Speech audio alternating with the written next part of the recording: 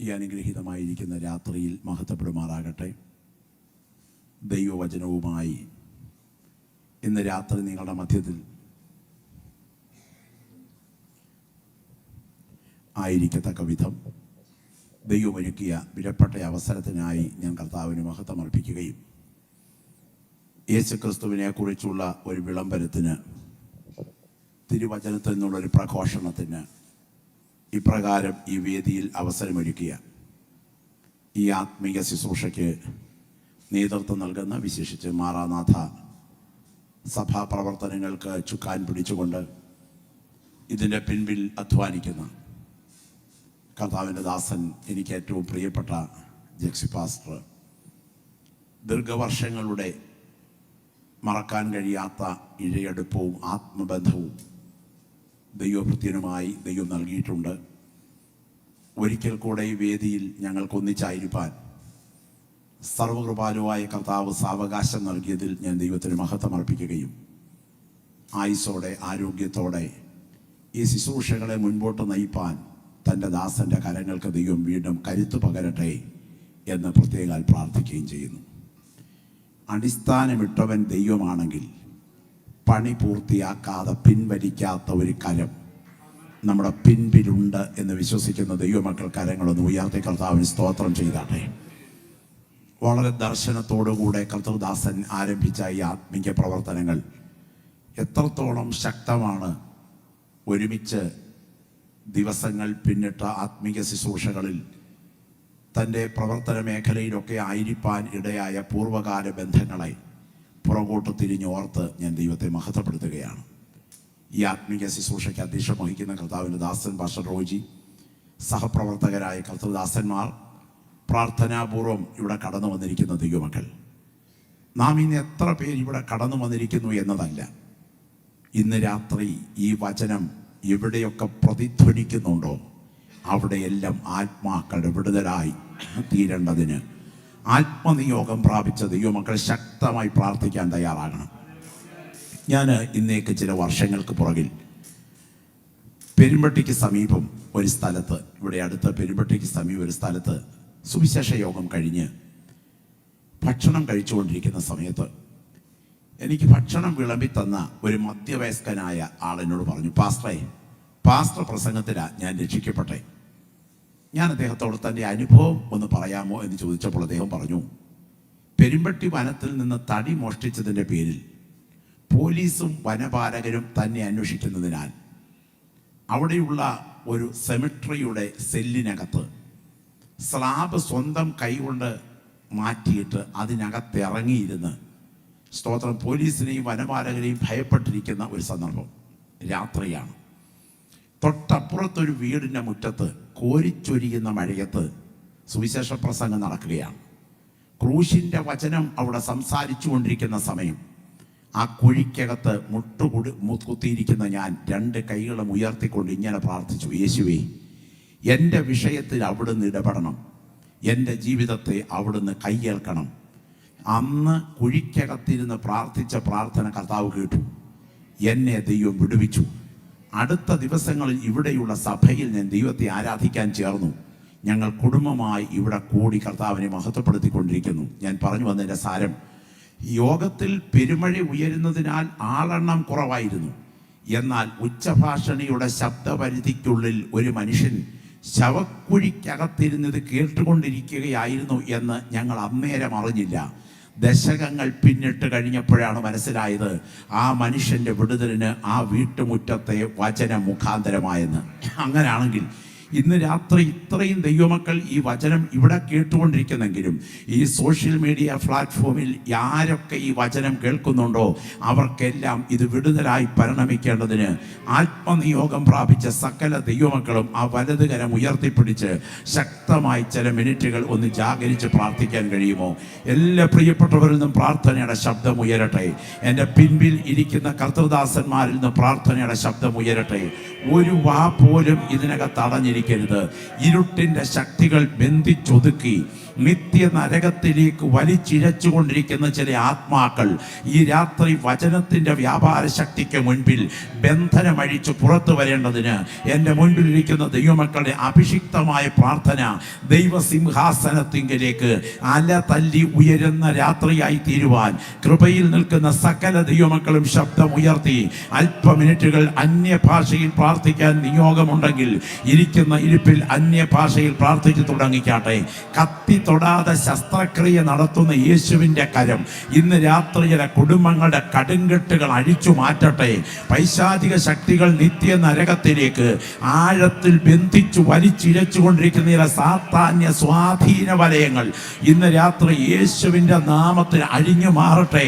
എല്ലാ കൃപ ലഭിച്ച ദൈവമക്കളുടെ നാവിലും പ്രാർത്ഥനയുടെ ശബ്ദം ഉയർത്തിക്കാട്ടെ.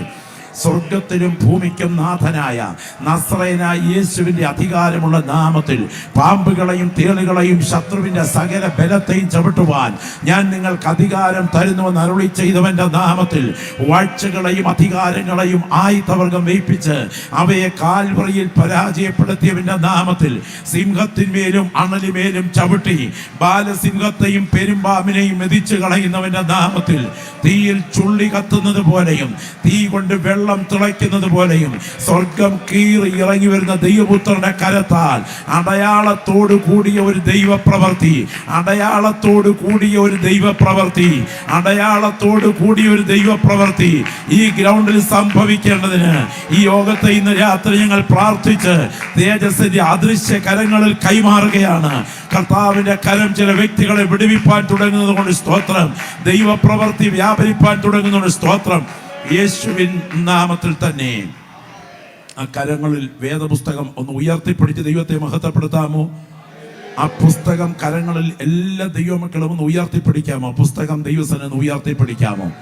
ഇതുമായി ഇന്ന് രാത്രി യോഗത്തിന് വരാൻ ദൈവം നമ്മുടെ കരങ്ങൾക്ക് കരുത്ത് തന്നതോർത്ത് എത്രത്തോളം ശബ്ദമുയർത്താമോ അത്രത്തോളം ശബ്ദമുയർത്തി ഉച്ച സ്ഥലത്തിൽ ദൈവമക്കൾ ശിരസുന്നമിപ്പിച്ച് ദൈവത്തിന് മഹത്വം അർപ്പിക്കുന്ന രാത്രിയായി രാത്രി തീരട്ടെ. പ്രപഞ്ച ചക്രവർത്തിയും അഖിലാണ്ട സൃഷ്ടിതാവുമായ മഹാദൈവത്തെ നമ്മുടെ മുൻപിൽ അഭിമുഖമായി നിർത്തുവാൻ കഴിവുള്ള ഒരു പുസ്തകം ലോകത്തിലുണ്ടെങ്കിൽ അത് ദൈവത്തിൻ്റെ വചനമാണ്. ഈ വചനം വഴികാട്ടിയായി സ്വീകരിച്ചിട്ടുള്ള ഒരു ദൈവപൈതൽ ഇവിടെയുണ്ടെങ്കിൽ നിനക്കൊരിക്കലും വഴിതെറ്റുകയില്ല എന്ന് മാത്രമല്ല, നീ എത്തേണ്ടിടത്തെത്തുന്നത് വരെ നിന്നെ നയിക്കുന്ന ഒരു ദിവ്യപ്രകാശം നിന്റെ പാതയ്ക്ക് ദീപമായി ഇതിൽ നിന്ന് നിരന്തരം വ്യാപരിച്ചുകൊണ്ടിരിക്കും. ഇരുട്ടിൻ്റെ ശക്തികളെ ഊരിവെട്ടാൻ ദൈവം നമ്മുടെ കയ്യിൽ തന്നിരിക്കുന്ന പടവാളാണ് ഈ ജീവന്റെ വചനം. സ്തോത്രം. ശത്രുവിൻ്റെ തീയമ്പുകളെ തകർക്കാൻ ദൈവം തന്നിരിക്കുന്ന പരിചയമാണ് ദൈവത്തിൻ്റെ മാറ്റമില്ലാത്ത വചനം. ലോകത്തിൽ എത്രയോ മതഗ്രന്ഥങ്ങളുണ്ട്. ബുദ്ധ മതഗ്രന്ഥം, ജൈന മതഗ്രന്ഥം, പാഴ്സി മതഗ്രന്ഥം, സിഖ് മതഗ്രന്ഥം, ഇസ്ലാം മതഗ്രന്ഥം, വേദങ്ങൾ, ബ്രാഹ്മണങ്ങൾ, ഉപനിഷത്തുകൾ, പുരാണങ്ങൾ, ഗീതകൾ, സ്മൃതികൾ, എത്രയോ മതഗ്രന്ഥങ്ങൾ. ഇതര മതഗ്രന്ഥങ്ങളിൽ നിന്നും വിശുദ്ധ ബൈബിളിന്റെ വ്യത്യസ്തത എന്താണ്? ഇതര മതഗ്രന്ഥങ്ങളെ പോലെ ബൈബിൾ മറ്റൊരു മതഗ്രന്ഥമാണെങ്കിൽ നമുക്ക് ഇതിനെക്കുറിച്ച് പ്രത്യേകം പ്രശംസയ്ക്ക് അർഹതയില്ല. കോടിക്കണക്കിന് വിശുദ്ധന്മാർ ഇതിനു വേണ്ടി ജീവാർപ്പണം ചെയ്തത്, അടകല്ലിലേക്ക് തല കയറ്റി വെച്ച് കൂടം കൊണ്ട് തല തല്ലിപ്പൊട്ടിക്കുമ്പോൾ, വായിലൂടെ വെള്ളം അടിച്ചു കയറ്റി ഉദരം വീർപ്പിച്ച് മലർത്തിക്കിടത്തി കുതിരയെ കൊണ്ട് വയറ് ചവിട്ടി പൊട്ടിക്കുമ്പോൾ, വടവൃക്ഷങ്ങളുടെ കൊമ്പുകൾ വലിച്ചടുപ്പിച്ച് കൈകാലുകൾ അതിൽ ചേർത്ത് കെട്ടി ശരീരഭാഗങ്ങൾ 2 തുണ്ടുകളായി കീറി മാറ്റുമ്പോൾ, മുപ്പല്ലിയിൽ കുത്തി ഉയർത്തി തീക്കകത്തിട്ട് ചുട്ടു കൊല്ലുമ്പോൾ, അലറിയടുക്കുന്ന ഘോര ജന്തുക്കൾക്ക് ഊണിന് വലിച്ചെറിഞ്ഞു കൊടുക്കുമ്പോൾ, വെട്ടിത്തിളയ്ക്കുന്ന എണ്ണപാത്രങ്ങളിലിട്ട് വറുത്തു കോരുമ്പോൾ, കുനിച്ചു നിർത്തി തിളങ്ങുന്ന പടവാളുകൾ കൊണ്ട് കഴുത്ത് വെട്ടിമാറ്റുമ്പോൾ, പാട്ടോടെ മരണത്തെ അഭിമുഖീകരിപ്പാൻ നമ്മുടെ പൂർവികർ നിന്നുകൊടുത്തതിൻ്റെ പുറകിൽ വ്യാപരിച്ച ദൈവശക്തി എന്താണെന്നറിയാമോ? അവൻ സകലതും തനിക്ക് കീഴ്പ്പെടുത്തുവാൻ കഴിവുള്ള തൻ്റെ വ്യാപാര ശക്തി കൊണ്ട് ഞങ്ങളുടെ താഴ്ചയുള്ള ഈ ശരീരത്തെ അവിടുത്തെ മഹത്വമുള്ള ശരീരത്തോട് അനുരൂപമാക്കി രൂപാന്തരപ്പെടുത്തുന്ന ഒരു ഉയർപ്പിൻ പ്രഭാതം വരുന്നു എന്ന പ്രത്യാശയാണെങ്കിൽ ഈ വചനത്തിൻ്റെ ആധികാരികത നിലകൊള്ളുന്നതിൽ അതിപ്രധാനം ഈ തിരുവെഴുത്തിന്റെ പ്രവചനപരമായ സത്യസന്ധതയിലാണ്. കരമുയർത്തി കർത്താവിന് സ്തോത്രം ചെയ്താട്ടെ. ലോകത്തിലെല്ലാ മതത്തിൻ്റെയും പുറകിൽ പ്രവചനത്തിൻ്റെ പേരിൽ ജനത്തെ ചൂഷണം ചെയ്യുന്ന വിഭാഗങ്ങളുണ്ട്. അത് ഏതു മതമെടുത്താലും. എന്നാൽ വിശുദ്ധ ബൈബിളിലെ പ്രാവചനിക സത്യങ്ങളും വേദപുസ്തകത്തിന്റെ സത്യനിലയും ഇതര വസ്തുതകളും തമ്മിലുള്ള യോജിപ്പും വിയോജിപ്പും ആ മുഖത്തിൽ നിങ്ങൾ ശ്രദ്ധിക്കുക. നമുക്കറിയാം, നോംസ്ട്രാംസ് കത്തിച്ചു വെച്ച ശരറാന്തരന് മുൻപിൽ അങ്ങ് ദൂരെ എവിടെ നിന്നോ തന്നെ തേടിയെത്തുന്ന ചൈതന്യത്താൽ പ്രവചിച്ച നോംസ്ട്രാംസിന്റെ പ്രവചനങ്ങൾ, ആളുകൾ ഭയത്തോടെ ഇന്നും കാണുന്ന ചില വസ്തുതകൾ അതിനകത്തുണ്ട്.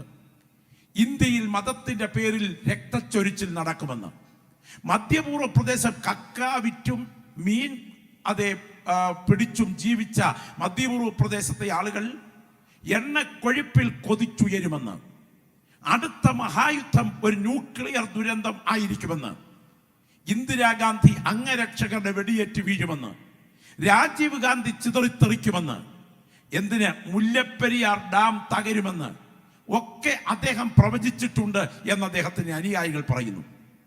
ഞാൻ ഇത് മനസ്സിലാക്കിക്കൊണ്ട് ആ പുസ്തകം വാങ്ങിച്ച് പല വായിച്ചു നോക്കി. എനിക്കൊരു കാര്യം മനസ്സിലാക്കാൻ കഴിഞ്ഞത്, ആർക്കും എവിടെയും എങ്ങനെയും വളച്ചൊടിച്ച് വ്യാഖ്യാനിക്കാവുന്ന കുറെ കാവ്യഭാവങ്ങൾ ചേർത്ത് വെച്ചിരിക്കുന്നു എന്നല്ലാതെ അതിനകത്ത് കൃത്യത ഒട്ടുമില്ല.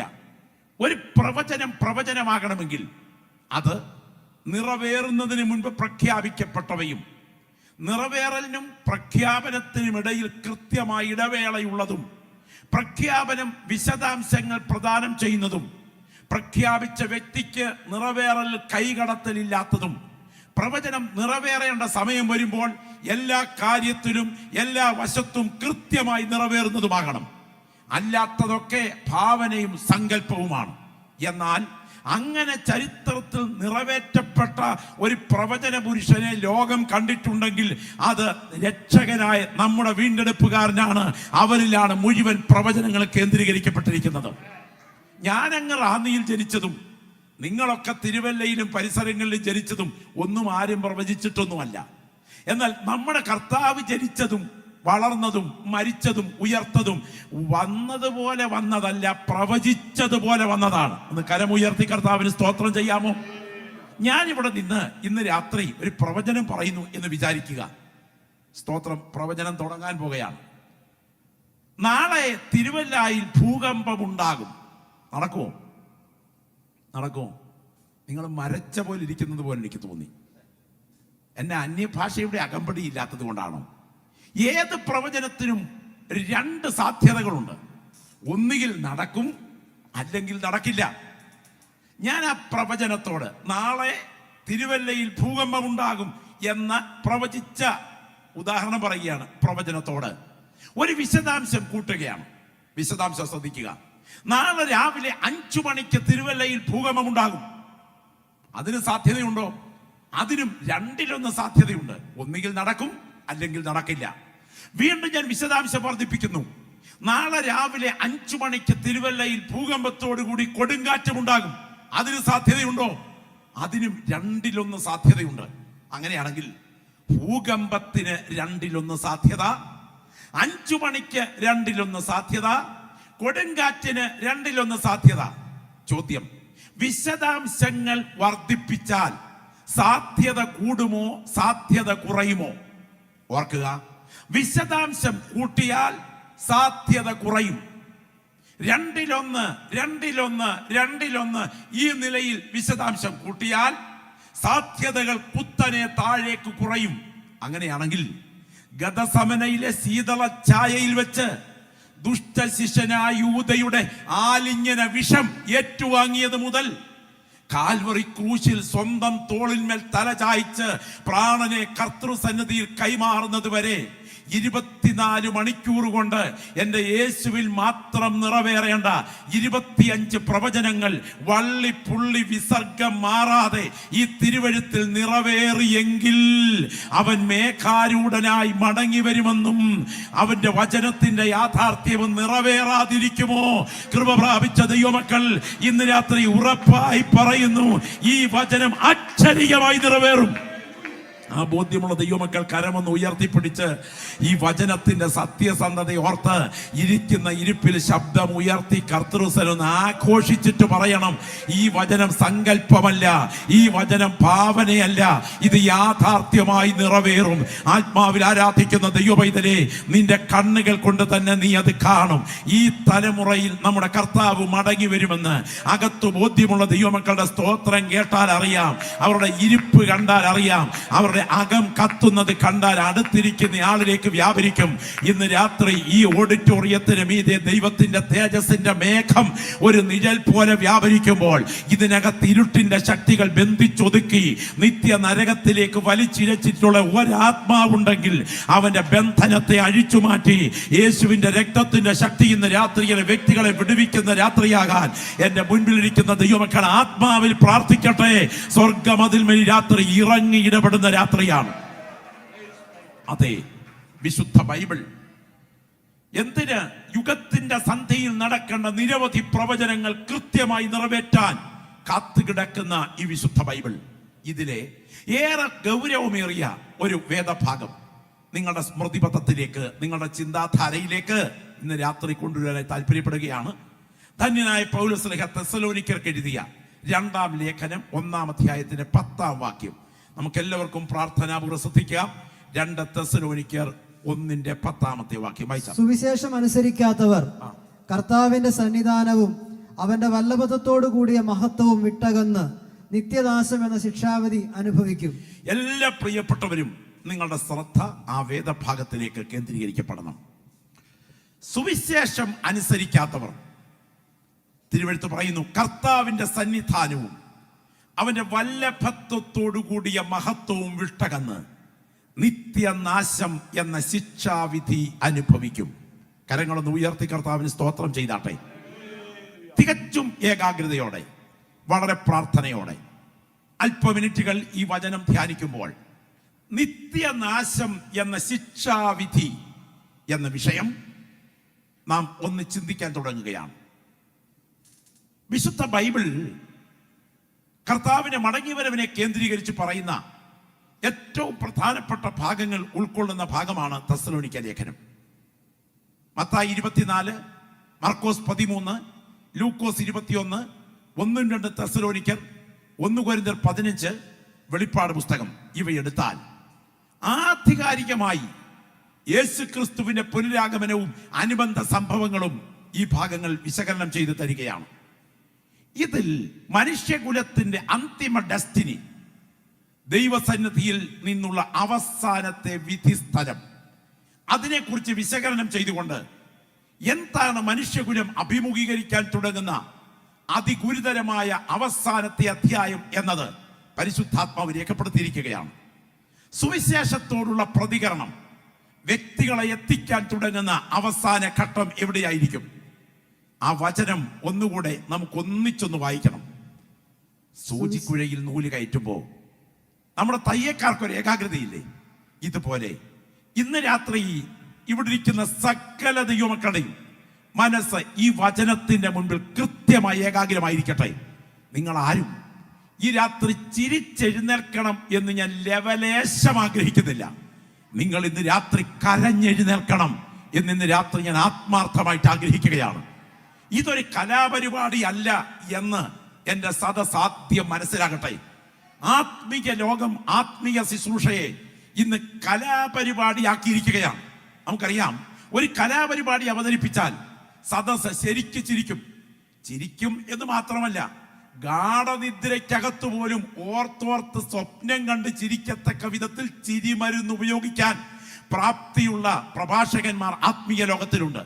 ഈ ചിരിപ്പിക്കുന്ന പ്രസംഗത്തിന്റെ ഒരു പ്രത്യേകത, സ്തോത്രം, സദസ്സിനെ ആകർഷിക്കാനാണ് ഇത് ചെയ്തിരിക്കുന്നതെങ്കിലും 31,173 വാക്യങ്ങളുള്ള ഈ വിശുദ്ധ വേദപുസ്തകത്തിൽ ഒരിടത്ത് പോലും സുവിശേഷ സന്ദേശത്തിന്റെ മുൻപിൽ ആളുകൾ ചിരിച്ചിട്ടില്ല, ആളുകൾ കരഞ്ഞിട്ടേ ഉള്ളൂ. സ്തോത്രം. കാനമച്ചന്റെ ഭാഷയിൽ പറഞ്ഞാൽ അപ്പൻ മരിച്ച വിവരം പറയുന്നതാണ് സുവിശേഷ പ്രഭാഷണം എങ്കിൽ, അത് പറഞ്ഞിട്ട് ചിരിക്കുന്നെങ്കിൽ, അല്ല ഒത്തോന്ന് നോക്കുന്നെങ്കിൽ അത് മാനസിക രോഗത്തിന്റെ ലക്ഷണമാണെന്നേ പറയാൻ പറ്റൂ. ഒരു വസ്തുത ഓർക്കുക, ഇന്ന് രാത്രി കാൽവറിയിൽ നമ്മുടെ പിതാവ് നരകത്തിൽ നിന്ന് നമ്മെ രക്ഷപ്പെടുത്താൻ യാഗമായ കാര്യം ഒരിക്കൽ കൂടെ ധ്യാനിക്കുമ്പോൾ അതിന്റെ സാധ്യത കേൾക്കുന്ന നമ്മുടെ കണ്ണ് നനയുന്ന ഒരു രാത്രിയായി രാത്രി തീരണം. കേവലം ഒരു കലാപരിപാടിക്ക് മുൻപിലല്ല, നിത്യതയ്ക്ക് മുൻപിൽ കണക്ക് കൊടുക്കേണ്ട ഒരു ദിവസം വരുന്നു എന്ന ബോധ്യത്തോടെ വേണം ഈ രാത്രി വചനത്തിന്റെ മുൻപിൽ നിങ്ങൾ ഇരിക്കാൻ എന്ന് ഞാൻ ഭയത്തോടെ പറയട്ടെ. കാലിലെ ചെരിപ്പൂരിയിട്ടതിന് ശേഷം മോശ തീയുടെ മുൻപിൽ നിന്ന ഭയത്തോടെ ഈ രാത്രി ജീവന്റെ വചനം കേൾക്കണം. നിത്യതയ്ക്കായി നിങ്ങൾ ഒരുങ്ങി എഴുന്നേൽക്കുന്ന രാത്രിയായി ഈ രാത്രി തീരട്ടെ എന്ന് ഞാൻ ആത്മാർത്ഥമായി പ്രാർത്ഥിക്കുകയാണ്. നമുക്കറിയാം, സുവിശേഷത്തിന്റെ മുൻപിൽ ആളുകൾ ഉണ്ടാക്കാൻ തുടങ്ങുന്ന പ്രതികരണത്തിൽ അവരെത്തിച്ചേരാൻ തുടങ്ങുന്ന അന്തിമ സ്ഥലത്തെ സംബന്ധിച്ച് രേഖപ്പെടുത്തിയിരിക്കുകയാണ്. സുവിശേഷം അനുസരിക്കാത്തവർ, ദൈവത്തിന് സ്തോത്രം, ആ കർത്താവിന്റെ സന്നിധാനവും, ആ കരങ്ങൾ ഒന്ന് ഉയർത്തിപ്പിടിച്ച് ഇവിടെ ഇരിക്കുന്ന ദൈവമക്കൾ എല്ലാവരും കൂടെ നിത്യതയുടെ സന്നിധാനം എന്നൊന്ന് പറഞ്ഞു. ഒന്ന് ശബ്ദം ഉയർത്തി പറഞ്ഞത് നിങ്ങളുടെ മുഖത്ത് നോക്കുമ്പോൾ അറിയാം. നിത്യതയുടെ സന്നിധാനം. ഈ സന്നിധാനം, നിത്യതയുടെ സന്നിധാനം എന്ന പ്രയോഗം നമ്മൾ ഒന്ന് ചിന്തിച്ചിട്ടുണ്ടോ? എന്താണ് നിത്യതയുടെ ആ സന്നിധാനം? സന്നിധാനം എന്ന ഭാഷാ പ്രയോഗം മതപരമായി, സ്തോത്രം, ആരാധനാ പ്രതിഷ്ഠകളോട് ബന്ധപ്പെട്ട പ്രയോഗമാണ്. ആ സന്നിധാനം എന്ത്? ദൈവസന്നിധാനം. ഞാൻ ഈ രാത്രി ഇവിടെ ഇരിക്കുന്ന ദൈവമക്കളോട് പറയട്ടെ, നമ്മൾ ഇരിക്കുന്നത് ഈ ഹോളിലാണെങ്കിലും നമ്മുടെ കണ്ണുകളൊന്ന് ഉയർത്തി ദൈവസന്നിധാനത്തെ ഒന്ന് കണ്ടാൽ ഞങ്ങൾക്ക്, സ്തോത്രം, നാരായം വിഴുങ്ങിയ പോലെ ഇരിക്കാൻ പറ്റില്ല. ഞാൻ ആ തിരുവെഴുത്തിലെ വാക്യം അതുപോലെ ഒന്ന് ധരിക്കാം. ഉടനെ ഞാൻ ആത്മവിവശനായി സ്വർഗത്തിലൊരു സിംഹാസനം വെച്ചിരിക്കുന്നതും അതിൽ ഒരുത്തൻ ഇരിക്കുന്നതും കണ്ടു. സ്തോത്രം, നിങ്ങൾ ആത്മാവിരുന്ന് കണ്ടേ?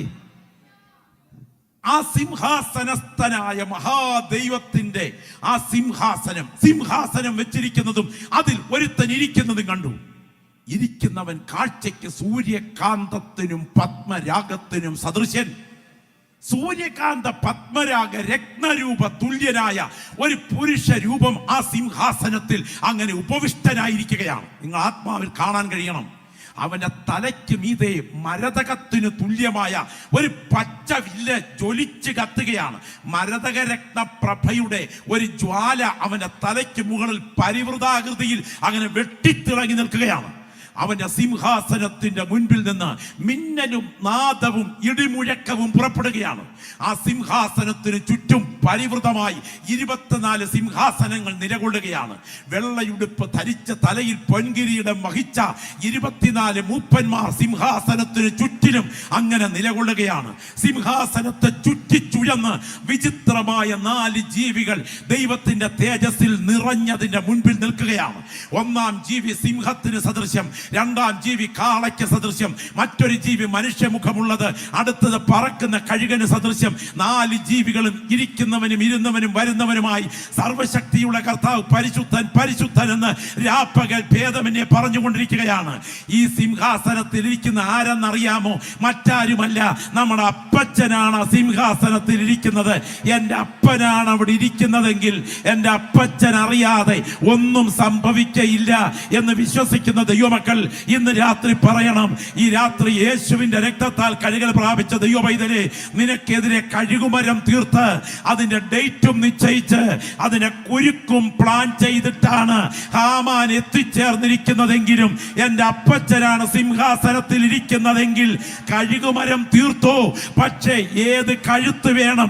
ആ കഴുത്ത് വേണം. ആ കയറിൽ കുരുങ്ങാനെന്ന് എൻ്റെ അപ്പൻ അനുവദിക്കാതെ സംഭവിക്കില്ല എന്ന് വിശ്വസിക്കുന്ന ദൈവമക്കൾ ഈ രാത്രി ഇരിക്കുന്ന ഇരിപ്പിൽ പറയണം, നാളെ നടത്താൻ ഇരുട്ടിന്റെ ശക്തികൾ ഒരുക്കി വെച്ചിരിക്കുന്ന കണികളെ ഇന്ന് രാത്രി റദ്ദാക്കാൻ കഴിവുള്ള ഒരു പ്രപഞ്ച ചക്രവർത്തിയുടെ സിംഹാസനം, ഓ ചിരാതൽ ഘടകന ഉദരാധികജകൾ ഘടകനാധികനയാരകനക. ഇന്ന് രാത്രി ഞാൻ ആത്മാവിൽ കാണുന്നു ചില വ്യക്തികളുടെ കണ്ണുകൾക്കകത്ത് ആ ദർശനം ആഴത്തിൽ കത്തി നിൽക്കുന്ന രാത്രിയായി രാത്രി തീരുകയാണ്.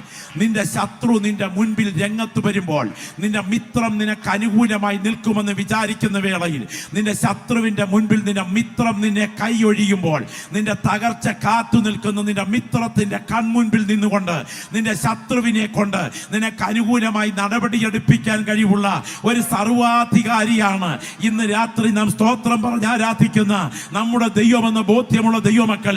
രണ്ടു തൊട്ടിട്ടാൽ ചുണ്ടിൽ ചിരി വരും തെണ്ടി ദൈവമായി അവൻ അനങ്ങാപ്പാറ നയത്തിലിരിക്കുകയല്ല, അവൻ തേജസ്സിൽ ദിവ്യപ്രഭയിൽ കുളിച്ച് ആ സിംഹാസനത്തിലിരിക്കുകയാണ്. അവന്റെ സന്നിധിയെ തിരിച്ചറിയുന്ന ദൈവമക്കൾ പറയണം, ആ മഹാദൈവം സിംഹാസനത്തിലിരിക്കുന്നു. Glory, hallelujah. ജീവിക്കുന്ന ഒരു ദൈവം ഉയരത്തിലുണ്ടോ? ജീവിക്കുന്ന ദൈവം ഉയരത്തിലുണ്ടോ എന്ന് ചോദിച്ചാൽ അനുഭവിക്കുന്ന ദൈവമക്കൾ പറയുന്നു, ഉയരത്തിൽ ജീവിക്കുന്ന ഒരു ദൈവമുണ്ട്. ദൈവമുണ്ടോ എന്ന് ചോദിച്ചപ്പോ ഉത്തരം മുട്ടുമ്പം കൊഞ്ഞനം കുത്തുന്നു എന്ന ഒരു മലയാള ശൈലിയുണ്ട്. ഇതുപോലെ ഒരാൾ തിരിച്ചു ചോദിച്ചു, പറയാൻ അറിയാൻ വയ്യാത്തത് കൊണ്ട്, നിന്റെ അപ്പനുണ്ടോ എന്നാ തെളിവ് എന്ന്. എന്റെ പ്രിയപ്പെട്ടവരെ, ദൈവമുണ്ടോ എന്നതിൻ്റെ തെളിവ് നിന്റെ അപ്പനുണ്ടോ എന്നല്ല. കൂടുതൽ എങ്ങോട്ടും ശ്രദ്ധിക്കേണ്ട. രണ്ട് കാലിൽ എഴുന്നേറ്റ് നിൽക്കുകയും രണ്ട് കൈകൾ സർവതന്ത്ര സ്വതന്ത്രമായി ഉപയോഗിക്കുകയും ചെയ്യുന്ന എൻ്റെയും നിങ്ങളുടെയും ശരീരത്തിലേക്ക് മാത്രം നോക്കിയാൽ മതി. ഇതിൻ്റെ പുറകിൽ ഒരു ഡിസൈനർ ഉണ്ടെന്ന് ഓർത്ത് നമുക്ക് ദൈവത്തിന് മഹത്വം അർപ്പിക്കാൻ ഈ രാത്രി കഴിയും. കൃപ ലഭിച്ച ദൈവമക്കൾ തങ്ങളുടെ നെഞ്ചത്തൊന്ന് കൈവച്ചിട്ട് പറയണം, ഭയങ്കരവും അതിശയകരവുമായി എന്നെ സൃഷ്ടിച്ചിരിക്കയാൽ ഞാൻ നിനക്ക് സ്തോത്രം ചെയ്യുന്നു. ഇതിൻ്റെ പുറകിൽ ഒരു ഡിസൈനർ ഉണ്ട്. ദൈവത്തിന് സ്തോത്രം. ഈ പേന എനിക്കിഷ്ടമാണ്, പക്ഷെ ഈ പേന 2 വട്ടം ഉണ്ടായിട്ടുണ്ട്. ആദ്യം ഇത് ഡിസൈൻ ചെയ്ത ഡിസൈനറുടെ മനസ്സിലുണ്ടായി, പിന്നെ ഇത് ഫാക്ടറിയിലുണ്ടായി. അങ്ങനെയാണെങ്കിൽ ഏത് വസ്തുക്കളുടെയും നിർമ്മാണത്തിന്റെ പുറകിൽ 2 ഘട്ടമുണ്ട്. ഒന്നാമത്തേത് ഒരു പ്ലാനറുടെ മനസ്സിലുണ്ടാകുന്നു, പിന്നെ ഇത് അക്ഷരികമായിട്ടുണ്ടാകുന്നു. നമുക്കറിയാം, ഭാരതത്തിന്റെ പ്രതാപത്തിന്റെ പ്രതീകമായ സ്തോത്രം താജ്മഹൽ, മുംതാസ് മകളിന്റെ സ്മരണയ്ക്ക് വേണ്ടി ഷാജഹാൻ യമുനാ നദിയുടെ തീരത്ത് അതിന് അടിത്തറയിട്ട് പണിതപ്പോഴല്ല അതിന് തുടക്കം കുറിച്ചത്. എത്രയോ നാളുകൾക്ക് പുറകിൽ അതിന്റെ ആർക്കിടെക്റ്റിന്റെ മനസ്സിൽ അതിന്റെ പ്ലാൻ വിരിഞ്ഞു വന്നിരുന്നു. അങ്ങനെയാണെങ്കിൽ ഇവിടെയുള്ള സകല ബിൽഡിങ്ങുകളുടെയും പാലങ്ങളുടെയും പ്ലാൻ ഒരു മനസ്സിൽ ഉയർന്നിട്ടാണ് അക്ഷരികമായിട്ടുണ്ടായതെങ്കിൽ, ഇവിടെ ഇരിക്കുന്ന പ്രിയപ്പെട്ടവരെ നോർത്ത് നോക്കിക്കേ, ഈ ശരീരത്തിന്റെ പ്ലാൻ ആദ്യം ഉണ്ടായത് മനുഷ്യന്റെ മനോമുകുരത്തിലല്ല, മഹാദൈവത്തിന്റെ തിരുഹൃദയത്തിലാണ്. ഇതിന്റെ ഡിസൈൻ ഒന്ന് മനസ്സിൽ ഓർത്താൽ ഈ രാത്രി ഇരിക്കുന്ന ഇരിപ്പിലിരുന്ന് ശബ്ദം ഉയർത്തി പറയും, ഇതിന്റെ പുറകിൽ ഡിസൈനർ ഉണ്ട്. സ്തോത്രം, സ്തോത്രം, സ്തോത്രം. പലർക്കും ഇപ്പോഴും ദൈവത്തെ മഹത്വപ്പെടുത്താൻ കഴിയുന്നെന്ന് വിചാരിക്കുന്നില്ല. ഈ രാത്രി അത് ധ്യാനിക്കുന്ന ദൈവമക്കൾ തിരിച്ചറിഞ്ഞ് കുശവന്റെ വീട്ടിലോട്ട് ചെല്ലുമ്പോൾ മരത്തിന്റെ ചുവട്ടിൽ ഉണങ്ങാൻ വെച്ചിരിക്കുന്ന കുടത്തിനകത്ത് കൈയിട്ടിട്ട്, ഇതിനകത്ത് കുശവൻ ഇല്ലാത്തത് കൊണ്ട് കുശവൻ എന്ന ഒരുത്തൻ ഉണ്ടായിട്ടില്ല, ഇത് തന്നെ ഉണ്ടായി വന്നതാണെന്ന് പറയുന്നെങ്കിൽ അവൻ മനോരോഗിയാണ്. എടാ, കുശവനാണെങ്കിൽ അവൻ കുടത്തിനകത്തല്ല, അവൻ കുടത്തിന് അതീതനാണ്. അങ്ങനെയാണെങ്കിൽ ഈ രാത്രി പ്രകൃതിയിൽ ഒരു കുടത്തിന് ഇത്രയും സ്ഥാനമാണെങ്കിൽ, ഞാനാകുന്ന കുടത്തിന്റെ പുറകിലെ മഹാകുശവനായ ദൈവത്തിന്റെ കരവിരുത് തിരിച്ചറിയുന്ന ദൈവമക്കൾ പറയണം, ഈ കുടത്തിലേക്ക് നോക്കുമ്പോഴറിയാം ഇതിന്റെ സൃഷ്ടിതാവിന്റെ ബുദ്ധിവൈഭവം. ഓ, രക്തത്താൽ ജയം, രക്തത്താൽ ജയം. എത്ര പേരുടെ നാവുകൾ തുറന്ന് സ്തോത്രം ചെയ്യും. ഇന്ന് രാത്രി ഇരിക്കുന്ന ഇരിപ്പിൽ ഒരു നിമിഷം ഒന്ന് ഓർത്തേ, ഇതിന്റെ ഡിസൈനിന്റെ പുറകിലെ ദൈവത്തിന്റെ ബുദ്ധിവൈഭവം. ദൈവത്തിന് സ്തോത്രം. 335 ഗ്രാം തൂക്കം, മുഷ്ടിയുടെ വലിപ്പം ഉള്ള ഹാർട്ട് എന്ന ഒരു കൊച്ചു പമ്പ് ഇടനെഞ്ചിൽ നിന്ന് ഇടവിടാതെ ഇടിക്കുന്നത് കൊണ്ടാണ് ഇവിടെ നിന്ന് സ്തോത്രം പറഞ്ഞുകൊണ്ടിരിക്കുന്നത്. 1 മിനിറ്റിൽ 72 തവണ, 1 മണിക്കൂറിൽ എത്ര തവണ?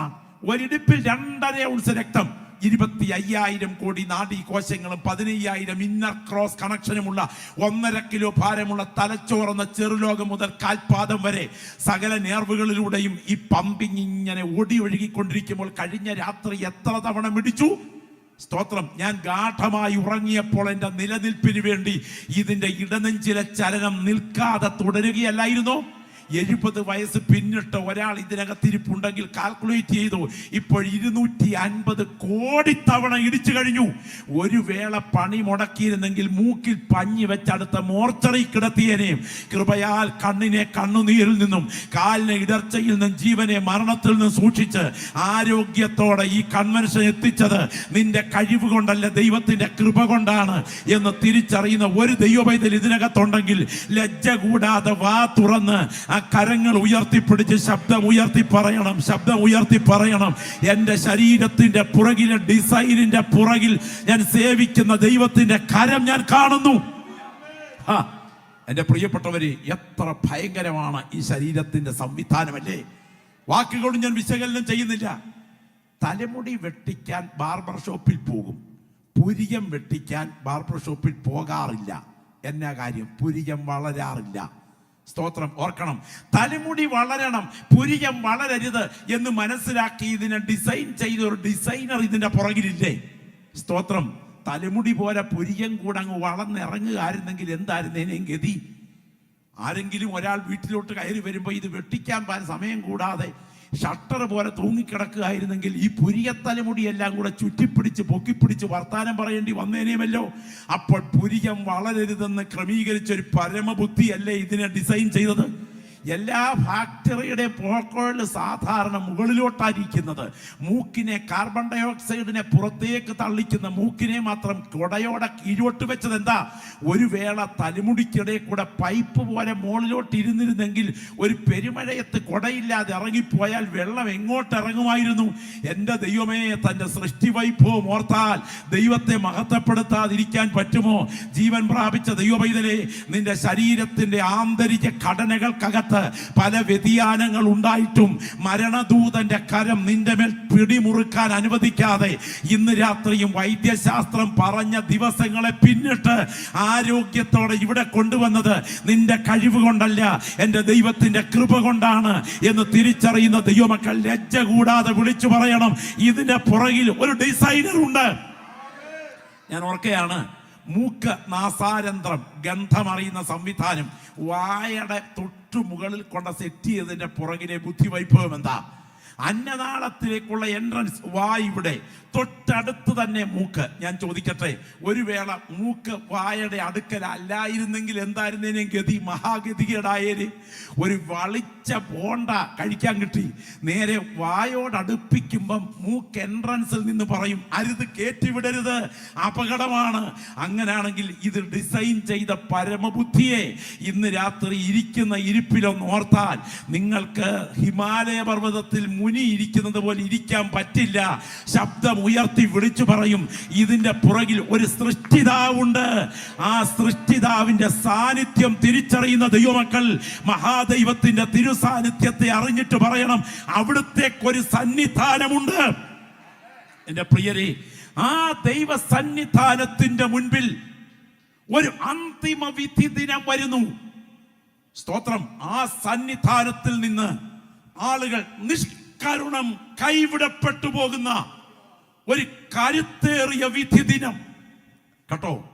ഇത് ബോബനും മോളിയും പൊന്നമ്മ സൂപ്രണ്ടും ഒന്നുമല്ല, ഇത് ഫലിത ബിന്ദു പറയുകയല്ല, ഇത് ഗുരുതരമായ സാഹചര്യമാണ്.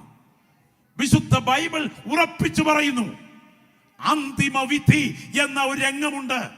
ആ വിധിയിൽ ആത്മാക്കൾ നരകത്തീക്ക് വേണ്ടി വലിച്ചെറിയപ്പെടും. സ്തോത്രം. പരിശുദ്ധാത്മാവ് രേഖപ്പെടുത്തിയിരിക്കുന്ന പ്രയോഗത്തിന് ഗൗരവം ശ്രദ്ധിക്കണം. നിത്യനാശം എന്ന ശിക്ഷാവിധി, നരകം, ഇതുണ്ട് എന്ന് വിശ്വസിക്കുന്ന എത്ര പേര് ഇവിടെയുണ്ട്? നരകം ഇതുണ്ടെന്ന് വിശ്വസിക്കുന്ന എത്ര പേര് ഇവിടെയുണ്ട്? നമുക്കറിയാം, ആധുനിക ആത്മീയ ലോകം നരകം ഇല്ലെന്ന് പഠിപ്പിക്കുന്നുണ്ട്. പാസ്റ്ററെ, നിങ്ങളൊക്കെ ഭയപ്പെടുത്തുന്ന പ്രസംഗകരാണ്, എന്നാൽ ഞങ്ങൾ ദൈവസ്നേഹത്തെ കുറിച്ച് പ്രസംഗിക്കുന്നവരാണ്. ജനക്കൂട്ടത്തിന്റെ മനഃശാസ്ത്രം മനസ്സിലാക്കിക്കൊണ്ട് നടത്തുന്ന ഹിപ്നോട്ടിസം അല്ല ഞങ്ങൾ പ്രസംഗിക്കുന്ന ജീവന്റെ വചനം. പിതാക്കന്മാർ എന്ത് വചനത്തിൽ നിന്ന് പഠിപ്പിച്ചോ അതിൽ വള്ളിപ്പുള്ളി മാറാതെ പറയുന്നു, നിത്യനാശം എന്ന ശിക്ഷാവിധി യാഥാർത്ഥ്യമാണ്. എന്റെ പ്രിയപ്പെട്ടവരെ, 325 AD 318 പിതാക്കന്മാർ നിക്കയിലെ ബിഥുന്യയിൽ ഒരുമിച്ച് കൂടി വാദിച്ചും തർക്കിച്ച് രൂപപ്പെടുത്തിയ നിക്കിയ വിശ്വാസ പ്രമാണത്തിന്റെ 2ാം ഭാഗം പുത്രനെ കുറിച്ച് പറഞ്ഞ് അവസാനിപ്പിക്കുന്നത് നിങ്ങൾക്കറിയാം. ദൈവത്തിന്റെ ഏകപുത്രനും സർവ്വലോകങ്ങൾക്ക് മുൻപേ പിതാവിൽ നിന്ന് ജനിച്ചവനും പ്രകാശത്തിൽ നിന്നുള്ള പ്രകാശവും സത്യദൈവത്തിനുള്ള സത്യദൈവവും ജനിച്ചവനും സൃഷ്ടിയല്ലാത്തവനും സാരാംശത്തിൽ പിതാവിനോട് ഏകത്വമുള്ളവനും സർവ്വ സൃഷ്ടിക്ക് മുഖാന്തരമായവനും മനുഷ്യരായ നമുക്ക് നമ്മുടെ രക്ഷയ്ക്കും വേണ്ടി സ്വർഗത്തിൽ നിറങ്ങി വിശുദ്ധ റൂഹായാൽ കന്യമറിയാമിൽ ജഡം ധരിച്ച് മനുഷ്യനായി പൊന്തിയോസ് പീലാത്തോസ് നാളുകളിൽ നമുക്ക് വേണ്ടി കഷ്ടമനുഭവിച്ച് മരിച്ചടക്കപ്പെടുത്തിരിക്കുന്ന പ്രകാരം 3-ാം ദിവസം ഉയർത്തെഴുന്നേറ്റ് സ്വർഗത്തിലേക്ക് കരയേറി ജീവിച്ചിരിക്കുന്നവരെയും മരിച്ചവരെയും വിധിപ്പാൻ തന്റെ മഹാപ്രഭാവത്തോടെ വരുവാനിരിക്കുന്ന യേശു കർത്താവിലും ഞങ്ങൾ വിശ്വസിക്കുന്നു എന്ന് ക്രൈസ്തവ ലോകം ഏറ്റുചൊല്ലുമ്പോൾ ഞങ്ങൾ അവനെ കാത്തിരിക്കുന്നു എന്ന് പറയാൻ കൃപ പ്രാപിച്ചവരാണ് ഇവിടെ കടന്നു വന്നിരിക്കുന്ന ദൈവമക്കൾ. വളരെ ഗൗരവമായി ശ്രദ്ധിക്കണം. ജീവിച്ചിരിക്കുന്നവരെയും മരിച്ചവരെയും വിധിപ്പാൻ തന്റെ മഹാപ്രഭാവത്തോടെ വരുവാനിരിക്കുന്ന യേശു കർത്താവിൽ വിശ്വസിക്കുന്നെങ്കിൽ വിധിയുടെ പരിണിത ഫലം എന്ന നിത്യശിക്ഷാവിധിയുണ്ട് എന്ന് വിശ്വസിക്കുന്ന ദൈവമക്കൾ കരം ഉയർത്തിക്കൊണ്ട് പറ, ഇത് പാസ്റ്റർ രാജു മേത്രയുടെ വാക്കുകളല്ല, നിത്യശിക്ഷാവിധി ബൈബിളിന്റെ ഭാഷയാണ്. ഇനിയും ഇത് ആർക്കൊക്കെയുള്ളതാണ്? നിങ്ങൾ തിരുവെഴുത്തിലേക്ക് ഒന്ന് വരുവാൻ ഓർപ്പിക്കുന്നു. ദൈവത്തിന് സ്തോത്രം. മത്തായി സുവിശേഷം 7:23 വേഗം വായിക്കണേ. മത്തായി 7:23 പെട്ടെന്ന് വായിച്ചാട്ടെ, പെട്ടെന്ന് മത്തായി 7:23 വായിച്ചാട്ടെ. അന്ന് ഞാൻ അവരോട് ഞാൻ ഒരു നാളും നിങ്ങളെ അറിഞ്ഞിട്ടില്ല. അധർമ്മം പ്രവർത്തിക്കുന്നവരെ എന്നെ വിട്ടു പോകുവീൻ എന്ന് തീർത്തു പറയും. എന്ന് കരമുയർത്തി കർത്താവിന് മഹത്വം അർപ്പിച്ചേ. അപ്പോൾ ഈ നിത്യശിക്ഷാവിധി ആർക്കൊക്കെയുണ്ട്? സ്തോത്രം.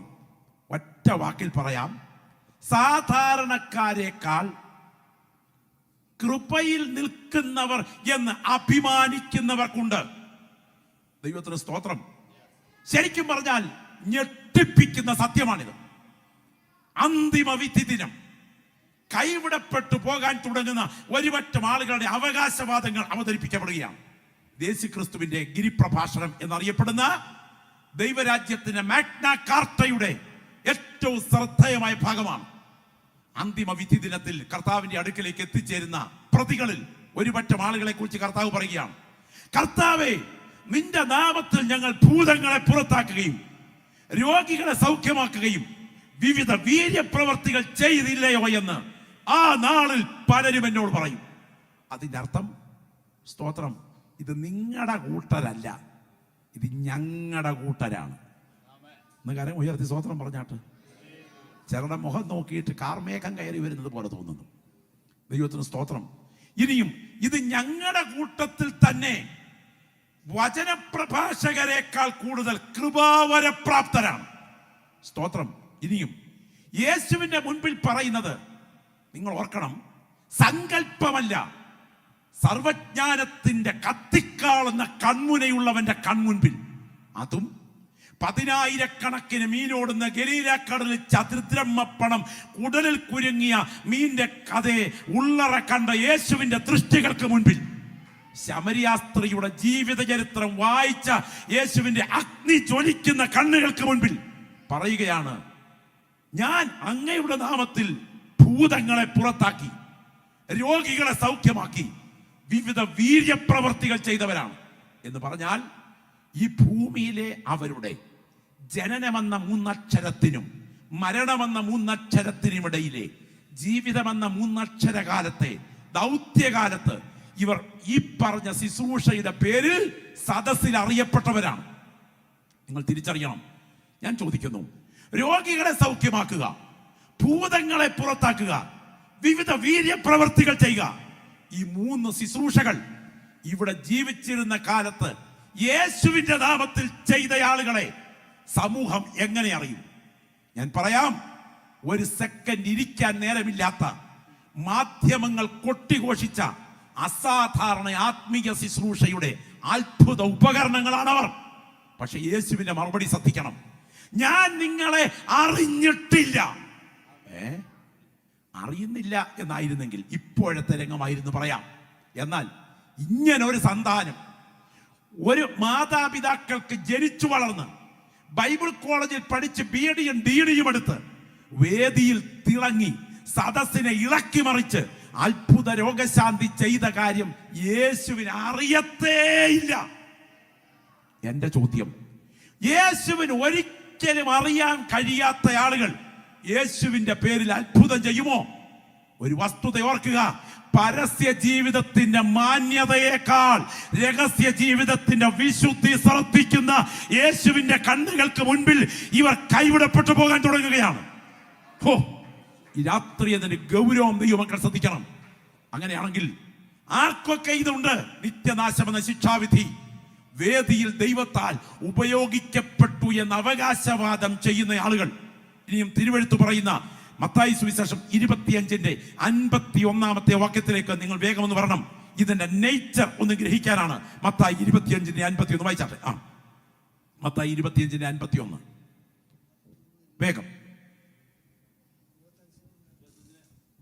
41. പിന്നെ അവൻ ഇടത്തുള്ളവരോട് ശപിക്കപ്പെട്ടവരെ എന്നെ വിട്ട് പിശാചിനും അവന്റെ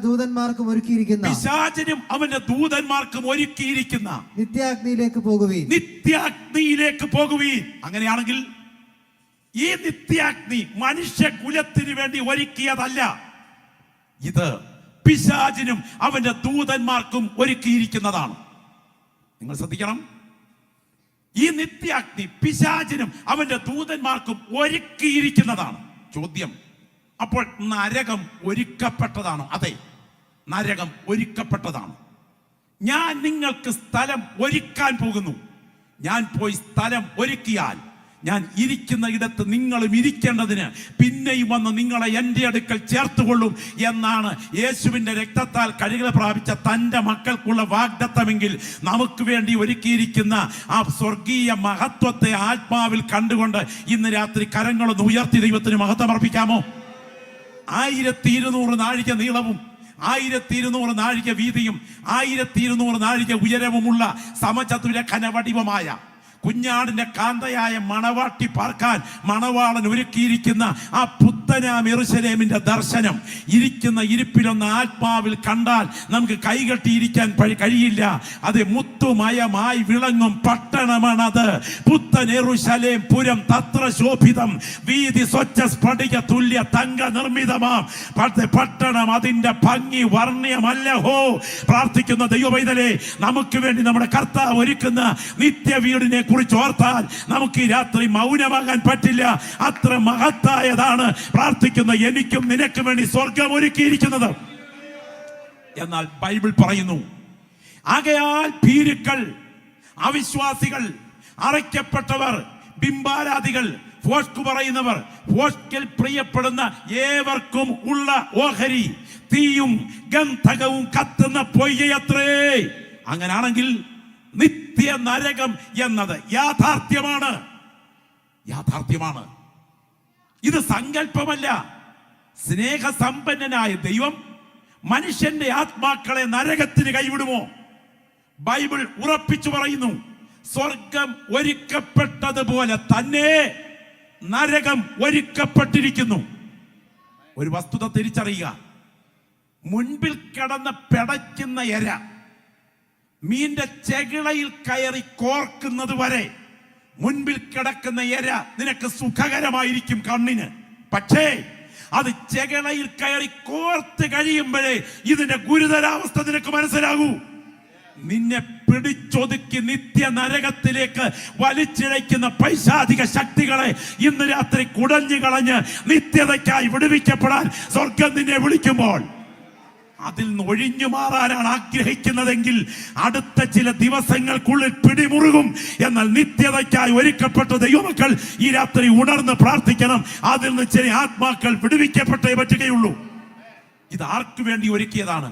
മത്തായി 10, വെളിപ്പാട് 19:20 ഒന്ന് വായിച്ചാട്ടെ. വെളിപ്പാട് 19:20 വേഗം വായിച്ചാട്ടെ. വെളിപ്പാട് 19:20 വായിച്ചാട്ടെ.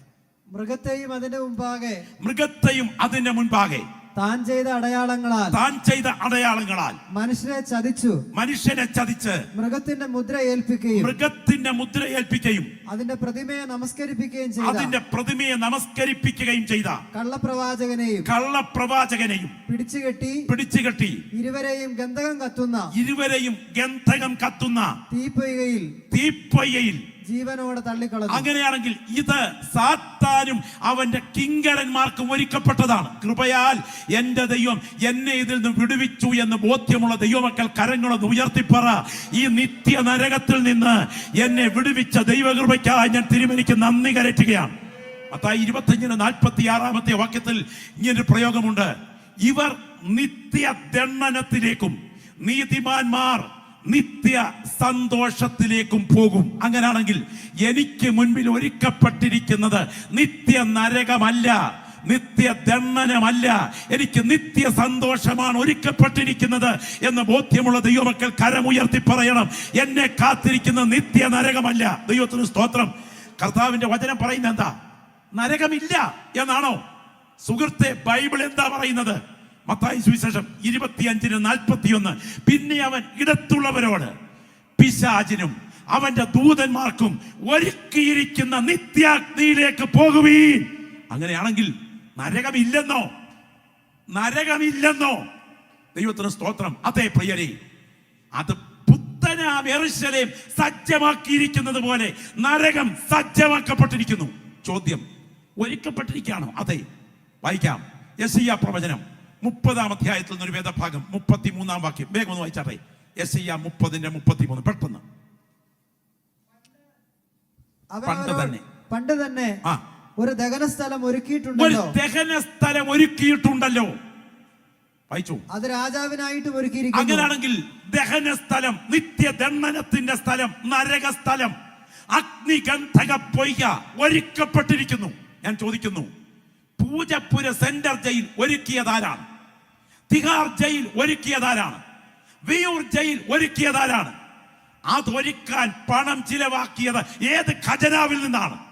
അത് ഈ രാജ്യത്തിന്റെ ഖജനാവിൽ നിന്ന് തന്നെയാണ് പണം കൊടുത്തൊരുക്കപ്പെട്ടിരിക്കുന്നതെങ്കിൽ ഇവിടുത്തെ തൂക്കുകയറും അനുബന്ധ സംവിധാനവും ഒരു രാജ്യത്തിന്റെ ഖജനാവിനെ പണം കൊടുത്ത് പ്ലാൻ ചെയ്തതാണെങ്കിൽ എന്റെ ദൈവത്തിന്റെ ദിവ്യ പദ്ധതിയിൽ മഹാദൈവത്തിന്റെ ക്രോധം കാണിക്കാൻ സ്വർഗം ഭക്തൻ ഒരുക്കിയിരിക്കുന്നത് പോലെ നരകം സജ്ജമായി ഒരുക്കപ്പെട്ടിരിക്കുന്നു. ഒരിക്കൽ D.L. മൂഡി ഒരു പ്രത്യേക യോഗത്തിൽ പ്രസംഗിച്ച് സംബന്ധിച്ച് ഒരു സെർച്ച് നടത്തി. അതിൽ അദ്ദേഹത്തിന്റെ പ്രസംഗത്തിലും മറ്റും രക്ഷിക്കപ്പെട്ട ആളുകൾ കൂടിയിരുന്ന ഒരു സദസ്സിൽ ഒരു ഗവേഷണം, ക്രിസ്തുവിന്റെ സ്നേഹത്തെ കുറിച്ച് മാത്രം പ്രസംഗിച്ച പ്രസംഗം കേട്ട് എത്ര പേർ രക്ഷിക്കപ്പെട്ടിട്ടുണ്ട് എന്നായിരുന്നു ആ കണക്കെടുപ്പിന്റെ ഭാഗം. അതിൽ ആരും കൈപൊക്കാനില്ലായിരുന്നു. എന്നാൽ നിത്യനരകത്തിന്റെ ഭീകരതയിൽ അതിന്റെ ഭീകരത ഗ്രഹിച്ച് അതിൽ നിന്ന് ഒഴിഞ്ഞു മാറാൻ രക്ഷിക്കപ്പെട്ട ആളുകളുടെ കണക്കെടുത്തപ്പോൾ അവിടെ രക്ഷിക്കപ്പെട്ടവരിൽ 88% ആളുകളും നരകത്തിന്റെ ഭീകരത ഗ്രഹിച്ച് അതിൽ നിന്ന് വിടുവിക്കപ്പെടാൻ ഒരുക്കപ്പെട്ടവരാണ്. ഇന്നത്തെ പെന്തക്കോസ്ത് ഉൾപ്പെടെയുള്ള പ്രസംഗവേദികളുടെ ഏറ്റവും വലിയ അപകടം എന്തെന്നറിയാമോ? ജനക്കൂട്ടത്തിന്റെ മനഃശാസ്ത്രം മനസ്സിലാക്കിക്കൊണ്ട് സദസ്സിനെ ഭാഷ തെറ്റിച്ചെന്നത് പറയുന്നതിൽ തെറ്റിദ്ധരിക്കരുത്. ഈ കിളിപ്പെടുത്തുന്ന പ്രസംഗങ്ങൾ. എന്നാൽ ഈ രാത്രി ഓർക്കുക, എന്നെയും നിങ്ങളെയും മരണമെന്ന കവാടത്തിനപ്പുറം കാത്തു നിൽക്കുന്നത് നിത്യതയാണെങ്കിൽ ആ നിത്യതയിൽ സ്വർഗം എന്റെ അവകാശമാണ് എന്ന് ബോധ്യമുള്ള ദൈവമക്കൾ സ്തോത്രം ചെയ്യുമ്പോൾ തന്നെ തങ്ങളുടെ ഡെസ്റ്റിനിയെ കുറിച്ച് ആത്മപരിശോധന നടത്തണം. ഇത് ഒരുക്കപ്പെട്ടിരിക്കുന്നു. വിയൂർ ജയിൽ ഒരുക്കപ്പെട്ടതുപോലെ, സെൻട്രൽ ജയിൽ ഒരുക്കപ്പെട്ടതുപോലെ ഒരുക്കപ്പെട്ടിരിക്കുന്നു. ഇനി അടുത്ത ചോദ്യം, അങ്ങനെയെങ്കിൽ ഇതാരാണ് ഒരുക്കിയത്? ഞാൻ പറയുന്നു, യേശു ക്രിസ്തു തന്നെയാണ് ഇതിന്റെ പുറകിലെ ഡിസൈനർ. സ്തോത്രം. തെളിയിക്കാൻ പറ്റുമോ? തെളിയിക്കാം. കൊലോസി ലേഖനത്തിലേക്ക് നിങ്ങൾ വരുമ്പോൾ അവിടെ ഇങ്ങനെയാണ് രേഖപ്പെടുത്തിയിരിക്കുന്നത്. വളരെ ഗൗരവമായൊരു ഭാഗമാണ്. 1:15-16. സിംഹാസനങ്ങളാകട്ടെ, വാഴ്ചകളാകട്ടെ, കർത്തൃത്വങ്ങളാകട്ടെ, സകലതും അവൻ മുഖാന്തരം സൃഷ്ടിക്കപ്പെട്ടും അവനായി സൃഷ്ടിക്കപ്പെട്ടും ഇരിക്കുന്നു. കരങ്ങളൊന്ന് ഉയർത്തി സ്തോത്രം പറഞ്ഞേ. അങ്ങനാണെങ്കിൽ സകലതും ആഴിയുടെ അടിത്തലം മുതൽ ആകാശത്തിന്റെ അറുതി വരെ സമസ്ത സൃഷ്ടി സംവിധാനങ്ങളുടെയും സൃഷ്ടി വൈഭവത്തിന്റെ പുറകിൽ ചലിച്ചത് എന്റെ രക്ഷകന്റെ കരവലയം കൂടെയാണെങ്കിൽ ആത്മാവിൽ ആരാധിക്കുന്ന ദൈവമക്കൾ തിരിച്ചു പറയണം, ഈ പ്രപഞ്ചത്തിന്റെ പുറകിലെ സൃഷ്ടിതാവിന്റെ പിൻപിൽ ശില്പിയായിരുന്ന എന്റെ രക്ഷകന്റെ കരം നരകത്തിന്റെ ഡിസൈനിന്റെ പുറകിലും ചലിച്ചിട്ടുണ്ട്. സ്തോത്രം. എന്നാൽ നമ്മുടെ പ്രത്യേകത എന്താണെന്നറിയാമോ? പറയാം. ദൈവം തന്റെ കോപം കാണിപ്പാനും അവന്റെ കരുണ വെളിപ്പെടുത്തുവാനും നാശയോഗ്യങ്ങളായ കോപപാത്രങ്ങളെ എത്ര സഹിച്ചു എന്ന് ദൈവത്തിന്റെ വചനം പറയുന്നെങ്കിൽ, ഇന്ന് രാത്രി ഇവിടെ ഇരിക്കുന്ന രക്ഷാനിർണയം പ്രാപിച്ച നിങ്ങളുടെ മുഖത്ത് നോക്കിക്കൊണ്ട് ഞാൻ പറയുന്നു, എന്റെ ദൈവം നിന്നിൽ വെളിപ്പെടുത്തിയത് തന്റെ കോപമല്ല, തന്റെ കൃപ വെളിപ്പെടുത്താൻ കരുണാപാത്രമായി സ്വർഗം നിന്നെ തെരഞ്ഞെടുത്തതാണ്. യേശുവിന്റെ നാമത്തിൽ ജയം. എന്നാൽ തീർന്നിട്ടില്ല, അവന്റെ കോപം കാണിക്കാൻ ഒരു പദ്ധതി പുറകെ വരുന്നുണ്ട്. ഇന്ന് രാത്രി ചെവി തുറന്ന് കേൾക്കണം. ഈ സാധുവായ എന്നെ എന്റെ ദൈവം ഇവിടെ നിർത്തിയപ്പോൾ, ഈ അഭിഷിക്തന്മാരെ ഇവിടെ ഇരുന്ന് ആരാധിക്കാൻ പ്രേരണ നൽകിയപ്പോൾ, അവൻ തന്റെ സ്നേഹം കാണിക്കാൻ കരുണ വെളിപ്പെടുത്തുന്ന കരുണാപാത്രങ്ങളാണിത്. ഒരു കലാകാരന് തന്റെ കല വെളിപ്പെടുത്താൻ ഒരു സദസ്, ഗാന ശുശ്രൂഷയിൽ ഗാന പദ്ധതി വെളിപ്പെടുത്താൻ ഒരു സദസ്, ഒരു പാട്ടുകാരന് വേണം. ഒരു ക്യാൻവാസ്, ഒരു ചിത്രകാരന് തന്റെ കല വെളിപ്പെടുത്താൻ വേണം. അങ്ങനെയാണെങ്കിൽ എന്റെ ദൈവത്തിന് തന്റെ സ്നേഹം വെളിപ്പെടുത്താൻ, തന്റെ കരുണ വെളിപ്പെടുത്താൻ ദൈവം പണത് വെച്ച കരുണയുടെ കലാവിരുതാണ് ഇവിടെ ആരാധിക്കുന്ന ദൈവമക്കളെങ്കിൽ തീർന്നിട്ടില്ല. എന്റെ ദൈവത്തിന്റെ കോപം വെളിപ്പെടുത്താൻ അവിടുന്ന് ഒരുക്കി വെച്ചിരിക്കുന്ന ഒരുപറ്റം പാത്രങ്ങളുണ്ട്. അത് വെളിപ്പെടാൻ തുടങ്ങുകയാണ്. നിങ്ങൾക്കറിയാമോ, രാജാക്കന്മാരുടെ കോപം ഭയങ്കരമാണ്. അത് വെളിപ്പെടുത്തുന്ന രംഗം ഭീകരമായിരിക്കും. ഹിറ്റ്ലറിന്റെ കോപം ഹിറ്റ്ലർ വെളിപ്പെടുത്തിയപ്പോൾ 60 ലക്ഷം യഹൂദന്മാരെ കൊന്നുകൂട്ടിയ രംഗം മനുഷ്യ മനസാക്ഷിയെ മരവിപ്പിക്കുന്നതാണ്. സ്തോത്രം. നമുക്കറിയാം, ഏറ്റവും നീചനായ നീറോ, അയാൾ തന്റെ കോപം വെളിപ്പെടുത്തിയ രംഗം സ്വന്തം പെറ്റമ്മയെ ഉൾപ്പെടെ കൈകൊണ്ട് ഞെരിച്ചു കൊന്ന് ജീവിത പങ്കാളിയെ കൊല്ലുമ്പോൾ മരണപ്പിടച്ചിൽ ആസ്വദിച്ചവനാണ് നീറോ. ഓർക്കുക, ഇവിടുത്തെ ഭരണാധികാരികൾ അവരുടെ കോപം വെളിപ്പെടുത്തിയിട്ടുണ്ടെങ്കിൽ എന്റെ ദൈവം തന്റെ സർവശക്തിയുടെ കോപം വെളിപ്പെടുത്തുന്ന ഒരു ദിവസം വരുന്നു. അത് അഗ്നി പൊയ്കയിലേക്ക് വലിച്ചെറിഞ്ഞുകൊണ്ടായിരിക്കും. സ്തോത്രം. പരിശുദ്ധാത്മാവ് രേഖപ്പെടുത്തിയിരിക്കുന്നത്, നിന്റെ കൈ നിനക്ക് ഇടർച്ച വരുത്തുന്നെങ്കിൽ അതിനെ വെട്ടിയെടുത്തെറിഞ്ഞു കളകാം. 2 കൈയുള്ളവനായി, സ്തോത്രം, നിത്യാഗ്നിയിൽ വീഴുന്നതിനേക്കാൾ വികലാംഗനായി സ്വർഗത്തിൽ പോകുന്നത് നിനക്ക് നല്ലത്. നിന്റെ കണ്ണ് നിനക്ക് ഇടർച്ച വരുത്തുന്നുവെങ്കിൽ അതിനെ ചുഴന്നെടുത്തെറിഞ്ഞു കളകാം. സ്തോത്രം. 2 കണ്ണുള്ളവനായി നിത്യാഗ്നിയിൽ വീഴുന്നതിനേക്കാൾ ഒറ്റക്കണ്ണനായി ജീവനിൽ കടക്കുന്നത് നിനക്ക് നല്ലത്. എന്നിട്ട് യേശു പറഞ്ഞ് അവസാനിപ്പിക്കുന്ന ഒരു ഭാഗം എന്റെ സദസ്സ് ശ്രദ്ധിച്ച് കേൾക്കണം. അവിടെ എല്ലാവരും തീ കൊണ്ട് ഉപ്പിടും. അവിടുത്തെ തീ കെടുകയില്ല, അവിടുത്തെ പുഴു ചാകുകയില്ല. നിങ്ങൾ ഓർക്കണം, എങ്ങനാ തീ കൊണ്ട് ഉപ്പിടുന്നത്? മീൻ ഉറച്ചിടുന്നത് നിങ്ങൾക്കറിയാം. കുറച്ചുപ്പങ്ങോട്ട് ചാക്കിൽ അടുക്കിയിട്ട് അതിന് പുറത്ത് മത്തി അടുക്കും, അതിന് പുറത്ത് വീണ്ടും ഉപ്പെടുക്കും, വീണ്ടും മത്തി അടുക്കും. അങ്ങനെ ഇടയ്ക്കെല്ലാം മത്തി ഉപ്പിൽ പൊതിഞ്ഞുറച്ചിടുന്നത് പോലെ ആത്മാക്കൾ നരകത്തിനകത്ത് ഊറച്ചിടുന്നത് പോലെ തീയിൽ പിടയ്ക്കുന്ന സമയമുണ്ടോ? സ്തോത്രം.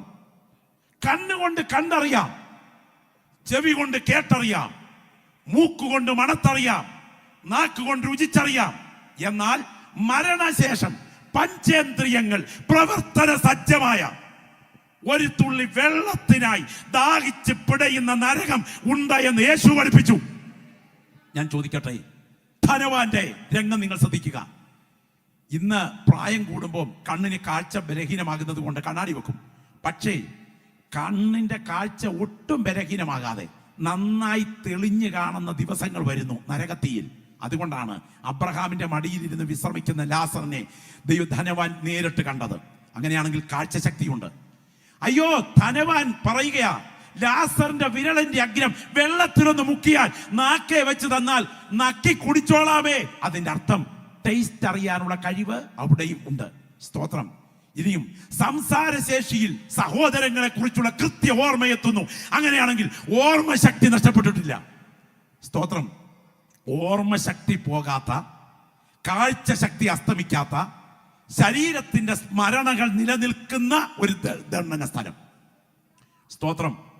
അങ്ങനെയാണെങ്കിൽ ഒറ്റ ചോദ്യം, ശരീരരഹിതമായി ആത്മാക്കൾക്ക് നിലനിൽപ്പുണ്ടോ? സ്തോത്രം. മനുഷ്യന്റെ ഭാവനയ്ക്ക് ഉൾക്കൊള്ളാൻ കഴിയാത്ത പലതും ഇവിടെ സംഭവിച്ചിട്ടുണ്ട്. അതൊന്നും യാഥാർത്ഥ്യത്തിൽ അക്ഷരികമായി യാഥാർത്ഥ്യമാണെന്ന് ഉറപ്പിച്ച് പറയാൻ പറ്റില്ല. ബഷീർ, വൈക്കം മുഹമ്മദ് ബഷീറിനെ നിങ്ങൾക്കറിയാം. അദ്ദേഹം എഴുതിയിട്ടുള്ള ഭാർഗവി നിലയം എന്ന ഒരു പുസ്തകമുണ്ട്. ഒരു സാഹിത്യ ഗ്രന്ഥമാണ്. അത് എഴുതാനുള്ളൊരു പശ്ചാത്തലമുണ്ട്. പശ്ചാത്തലം മറ്റൊന്നല്ല, അദ്ദേഹം ഒരിക്കൽ വാടക വീട് തേടി നടക്കുകയാണ്. അങ്ങനെ ഇരിക്കുന്ന സമയത്ത് ഒരു വാടക വീട് വില കുറഞ്ഞത് കിട്ടി. വില കുറഞ്ഞത് കിട്ടിയപ്പോൾ താമസം ആരംഭിച്ചു. തൻ്റെ വീട്ടിൽ അന്ന് ഒരു ചിമ്മിനി വിളക്കുണ്ട്, എഴുതാൻ സഹായിക്കുന്ന ഒരു ചിമ്മിനി വിളക്ക്. അതിനകത്ത് മണ്ണെണ്ണയില്ല. മണ്ണെണ്ണ കുറഞ്ഞതുകൊണ്ട് അതിനെ തിരി താഴ്ത്തി വെച്ച്, കരിന്തിരി എരിയുന്നത് പോലെ തോന്നിയത് കൊണ്ട് തിരി താഴ്ത്തി വെച്ചിട്ട് താൻ അപ്പുറത്തെ വീട്ടിൽ മണ്ണെണ്ണ വാങ്ങിക്കാനായിട്ട് പോയി. മണ്ണെണ്ണ വാങ്ങിക്കാൻ അങ്ങോട്ട് പോയി. അവിടെ ചെന്ന് മണ്ണെണ്ണയും വാങ്ങിച്ച് തിരിച്ചു വരുമ്പോൾ താൻ കാണുന്ന കാഴ്ച, തൻ്റെ വീടിൻ്റെ ആ ഫ്രണ്ട് വശത്തെ ഭാഗത്ത് ഈ ചിമ്മിനി വിളക്ക് വെച്ച മുറി ഭയങ്കരമായി വെട്ടത്തിൽ കുളിച്ചു നിൽക്കുകയാണ്. കയറി വന്നപ്പോൾ താൻ കാണുന്നത് ഈ മുറി മുഴുവൻ നിറച്ചു വെട്ടം നിറഞ്ഞിരിക്കുന്ന ഈ ചിമ്മിനി വിളക്കിന്റെ ആ നീലിമ മുകളിലോട്ട് കത്തി ജ്വലിക്കുന്ന രംഗം, ഒരു അസാധാരണ രംഗം കണ്ട് തനിക്കൊരു ഭയം ബാധിച്ചു. താൻ അന്വേഷണത്തിലൊരു കാര്യം മനസ്സിലാക്കി. കഴിഞ്ഞ കുറച്ച് നാളുകൾക്ക് പുറകിൽ ഇവിടെ ഭാർഗവി എന്നൊരു സ്ത്രീ കിണറ്റിൽ ചാടി ആത്മഹത്യ ചെയ്തിരുന്നു. അതുകൊണ്ടാണ് ഈ വീട് ഭൂതോപദ്രവമുള്ള വീട് എന്ന കാരണത്താൽ ആളുകൾ വാടകയ്ക്ക് എടുക്കാതെ കിടക്കുന്നത്. അതുകൊണ്ടാണ് തനിക്ക് ഈ വില കുറഞ്ഞ വിലയ്ക്ക് ഇത് വാടകയ്ക്ക് കിട്ടിയത്. അങ്ങനെയാണ് താൻ ഭാർഗവി നിലയം എന്ന ഒരു ഗ്രന്ഥം എഴുതിയത്. മനുഷ്യന്റെ ഭാവനയ്ക്ക് ഉൾക്കൊള്ളാൻ കഴിയാത്ത പലതും ഇവിടെ സംഭവിച്ചിട്ടുണ്ട്. ചിലത് ശുദ്ധ ഭോഷ്കാണ്, ചിലത് തികച്ചും പൈശാചികമാണ്. പ്രിയപ്പെട്ടവരെ, എൻ്റെ ഒരു സ്നേഹിതൻ പറഞ്ഞ സംഭവം ഓർക്കുന്നു. ഒരിക്കൽ അദ്ദേഹം ഒരു ലോഡ്ജിൽ മുറിയെടുത്തു. യാത്രയ്ക്കിടയിൽ എടുത്ത മുറിയായതുകൊണ്ട് താൻ ഗാഠമായിട്ട് ഉറങ്ങിപ്പോയി. പക്ഷെ രാത്രി ഒരു 2 മണി കഴിഞ്ഞപ്പോൾ താൻ ഒരു സ്വപ്നം കണ്ടു. കണ്ട സ്വപ്നം ഇതാണ്: തൻ്റെ മുകളിൽ കറങ്ങുന്ന ഫാനിൽ ഒരു യുവതിയുടെ ഡെഡ് ബോഡി തൂങ്ങിക്കിടക്കുന്നു. ഇയാൾ അർദ്ധരാത്രിയിൽ അലറിക്കൊണ്ട് ചാടി എഴുന്നേറ്റിട്ട് ഇരുന്ന് വേർത്ത് വെട്ടി വിറച്ച് അവിടെ കുറെ നേരം ഇങ്ങനെ അസ്വസ്ഥമായി വെള്ളം കുടിച്ചിരുന്നു. നേരം പരിപരാ വെളുത്തപ്പോൾ താൻ ഓഫീസിൽ ചെന്ന് ആളിനോട് ചോദിച്ചു, ഇവിടെ എന്തെങ്കിലും നടന്നിട്ടുണ്ടോ? അപ്പോൾ പറഞ്ഞു, നടന്നിട്ടുണ്ട്. അവിടെ ഒരു സ്ത്രീ ചില ആഴ്ചകൾക്ക് പുറകിൽ ആ മുറിക്കകത്ത് ആത്മഹത്യ ചെയ്തിരുന്നു. ഫാനിൽ കെട്ടി ഞാനാണ് ആത്മഹത്യ ചെയ്തത്. അതെങ്ങനെ സംഭവിച്ചു? ഈ മനുഷ്യൻ എങ്ങനെ രാത്രിയിൽ ഈ കാര്യം സ്വപ്നം കണ്ടു? അത് ശാസ്ത്രത്തിന് വിശകലനം ചെയ്യാൻ കഴിയാത്തതാണ്. യാത്രക്കിടയിൽ സംഭവിച്ചതാണ്. ഇങ്ങനെ പല കാര്യങ്ങളിലൂടെ സംഭവിച്ചിട്ടുണ്ട്.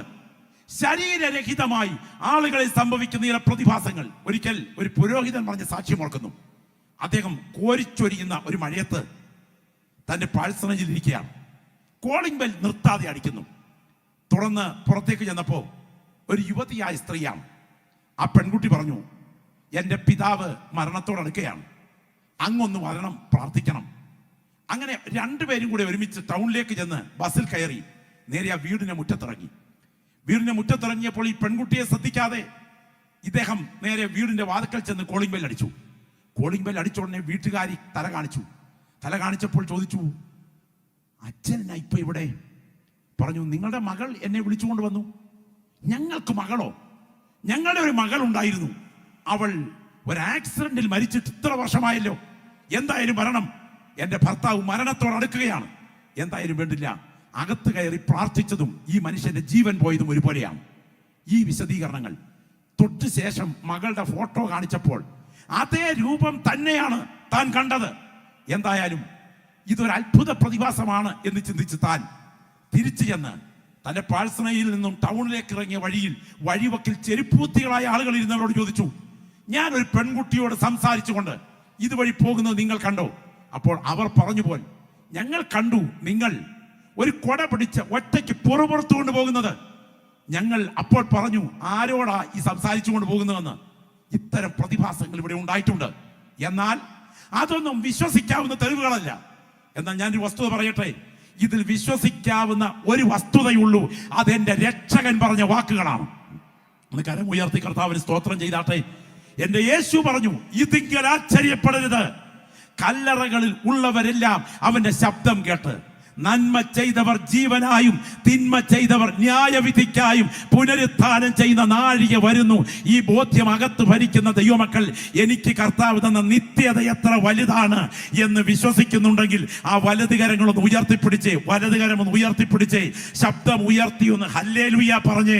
ഇവിടെ ഇരിക്കുന്ന ദൈവമക്കൾ ആത്മാവിൽ പറയണം, യേശുവിന്റെ രക്തത്തിന്റെ ശക്തി ഇവിടെ വ്യാപരിക്കുമ്പോൾ പരിശുദ്ധാത്മ നിയോഗത്തോടെ പറയട്ടെ, നിത്യ നരകത്തിനായി സാത്താൻ വെച്ചിരിക്കുന്ന നിന്റെ മേലുള്ള നൂക്കം ഇന്ന് രാത്രി പൊട്ടിച്ചു മാറ്റിയിട്ട് നിന്നെ നിത്യതയ്ക്ക് അർഹനാക്കാൻ വ്യാപരിക്കുന്ന ദൈവശക്തി ഈ ഹോളിനകത്ത് ബലത്തോടെ വ്യാപരിക്കുകയാണ്. സ്വർഗം ഇന്ന് രാത്രി ഇവിടെ തുറന്നിരിക്കുമ്പോൾ പരിശുദ്ധാത്മാവിൽ പ്രാർത്ഥിക്കുന്ന ദൈവമക്കൾ ഈ ഗ്രൗണ്ടിൽ ഇങ്ങനെ ആത്മാവിൽ പ്രാർത്ഥിക്കണം. യേശുവിന്റെ രക്തത്തിന്റെ ശക്തിക്കകത്ത് ഈ രാത്രിയിലെ വിടുതലുകൾ നടക്കും. സാത്താൻ ചില വ്യക്തികളെ അവകാശവാദം ചെയ്ത് അവന്റെ നിത്യ നരകത്തിലേക്ക് വലിച്ചിഴയ്ക്കാൻ സ്വാധീനിച്ചു കൊണ്ടിരിക്കുകയാണ്. അന്യഭാഷയിൽ പ്രാർത്ഥിക്കുന്ന ദൈവമക്കളോട് ഈ ഗ്രൗണ്ടിൽ ഞാൻ ആത്മാവിൽ പറയുന്നു, ആളെണ്ണം ചുരുക്കമെന്നോ ഒരുക്കമെന്നോ നിങ്ങൾ ചിന്തിക്കേണ്ട. ഇരിക്കുന്ന ഇരിപ്പിൽ നിങ്ങൾ പ്രാർത്ഥിക്കുക. ഇതിനകത്ത് പിശാച് ബന്ധിച്ചിരിക്കുന്ന ചില പ്രിയപ്പെട്ടവരുടെ മേൽ വെച്ചിരിക്കുന്ന പിശാചിന്റെ മുഖമുണ്ട്. ഈ രാത്രി ദൂത് അവസാനിക്കും മുൻപ് അവരെ വിടുവിച്ചെടുക്കാൻ യേശുവിന്റെ കരം ബലത്തോടെ വ്യാപരിക്കുകയാണ്. കർത്താവിന്റെ രക്തത്തിന്റെ ശക്തിയോടെ വ്യാപരിക്കുന്നു. യേശുവിന്റെ നാമത്തിൽ സംഭവിക്കട്ടെ. നിത്യ നരകത്തിൽ നിന്ന് ആത്മാക്കൾ ഈ രാത്രി വിടുവിക്കപ്പെടണം. യേശുവിന്റെ നാമത്തിൽ ഈ രാത്രി അത് ഇവിടെ സംഭവിക്കട്ടെ. ഒരു ചോദ്യം ഞാൻ ചോദിക്കുന്നു, ശരീരരഹിതമായി ആത്മാക്കൾക്ക് അമർത്യതയുണ്ടോ? ചത്താ പിന്നെ തല തെക്കോ വടക്കോ എങ്ങോട്ടിരുന്നാൽ എന്താ ഉപദേശി എന്ന് ആളുകൾ ചോദിക്കാറുണ്ട്. സ്തോത്രം. ചിലരുടെയൊക്കെ ഇരിപ്പ് കണ്ടാൽ അടുത്ത കാലത്ത് ഇവിടെ നിങ്ങൾ എങ്ങും പോകുകയെന്നുള്ള മട്ടിലായിരിപ്പ്. സ്തോത്രം. അങ്ങനെയുള്ളവർ മാത്രം കരമുയർത്തുന്ന സ്തോത്രം പറഞ്ഞ് എന്നൊന്നും ഞാൻ പറയുന്നില്ല. നമ്മൾ എത്ര കാലം ഇവിടെയുണ്ട്, എത്ര കാലം ഇവിടെയുണ്ട്. സ്തോത്രം. പണ്ടൊരിക്കൽ ഒരു വല്യപ്പച്ചൻ കൊച്ചുമോടെ കയ്യിൽ നിന്ന് വെള്ളം വാങ്ങിച്ച് കുടിച്ചങ്ങ് കരഞ്ഞു. എന്താ അപ്പച്ച കരയെന്ന് ചോദിച്ചോ? പറഞ്ഞു, എടി മോളെ, നിന്റെ വല്യമ്മ എൻ്റെ മോൾ എനിക്ക് വെള്ളം തന്ന അവള് പോയി. അതിനുശേഷം അവളുടെ മോൾ എനിക്ക് വെള്ളം തന്ന അവളും പോയി. അതിനുശേഷം കൊച്ചുമോള് നീ എനിക്ക് വെള്ളം തരിക. എൻ്റെ കൊച്ചെ, നിന്റെ കാലം കൂടെ കഴിഞ്ഞാൽ ഈ ഉള്ളവൻ ആരാ വെള്ളം തരുന്നത് എന്നോർത്താണ് ഈ പുള്ളി അങ്ങ് കരഞ്ഞു പോയത്. ഇതുപോലെ നമുക്കാർക്കും നമ്മുടെ മരണത്തെക്കുറിച്ചൊരു ചിന്തയില്ല. ഉണ്ടോ? സ്തോത്രം. നമ്മുടെ മരണത്തെക്കുറിച്ച് ചിന്തിക്കാൻ നമ്മുടെ തലച്ചോറ് നമ്മെ അനുവദിക്കില്ല. കാരണം അത്തരം ഒരു സെറ്റപ്പാണ് നമ്മുടെ ബ്രെയിൻ്റെ ചിന്തയിൽ ഉള്ളത്. അത് മനഃശാസ്ത്രം എന്ന വിഷയമാണ്. നിങ്ങൾക്കറിയാമോ, മഹാഭാരത കഥകളിൽ ശ്രദ്ധേയമായ കഥയുണ്ട്.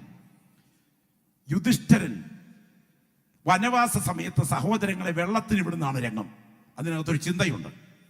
വെള്ളത്തിന്റെ അടുക്കൽ ചെന്ന് വെള്ളം കോരി വായോടടുപ്പിച്ചപ്പോൾ അത് അശരീരി ശബ്ദം.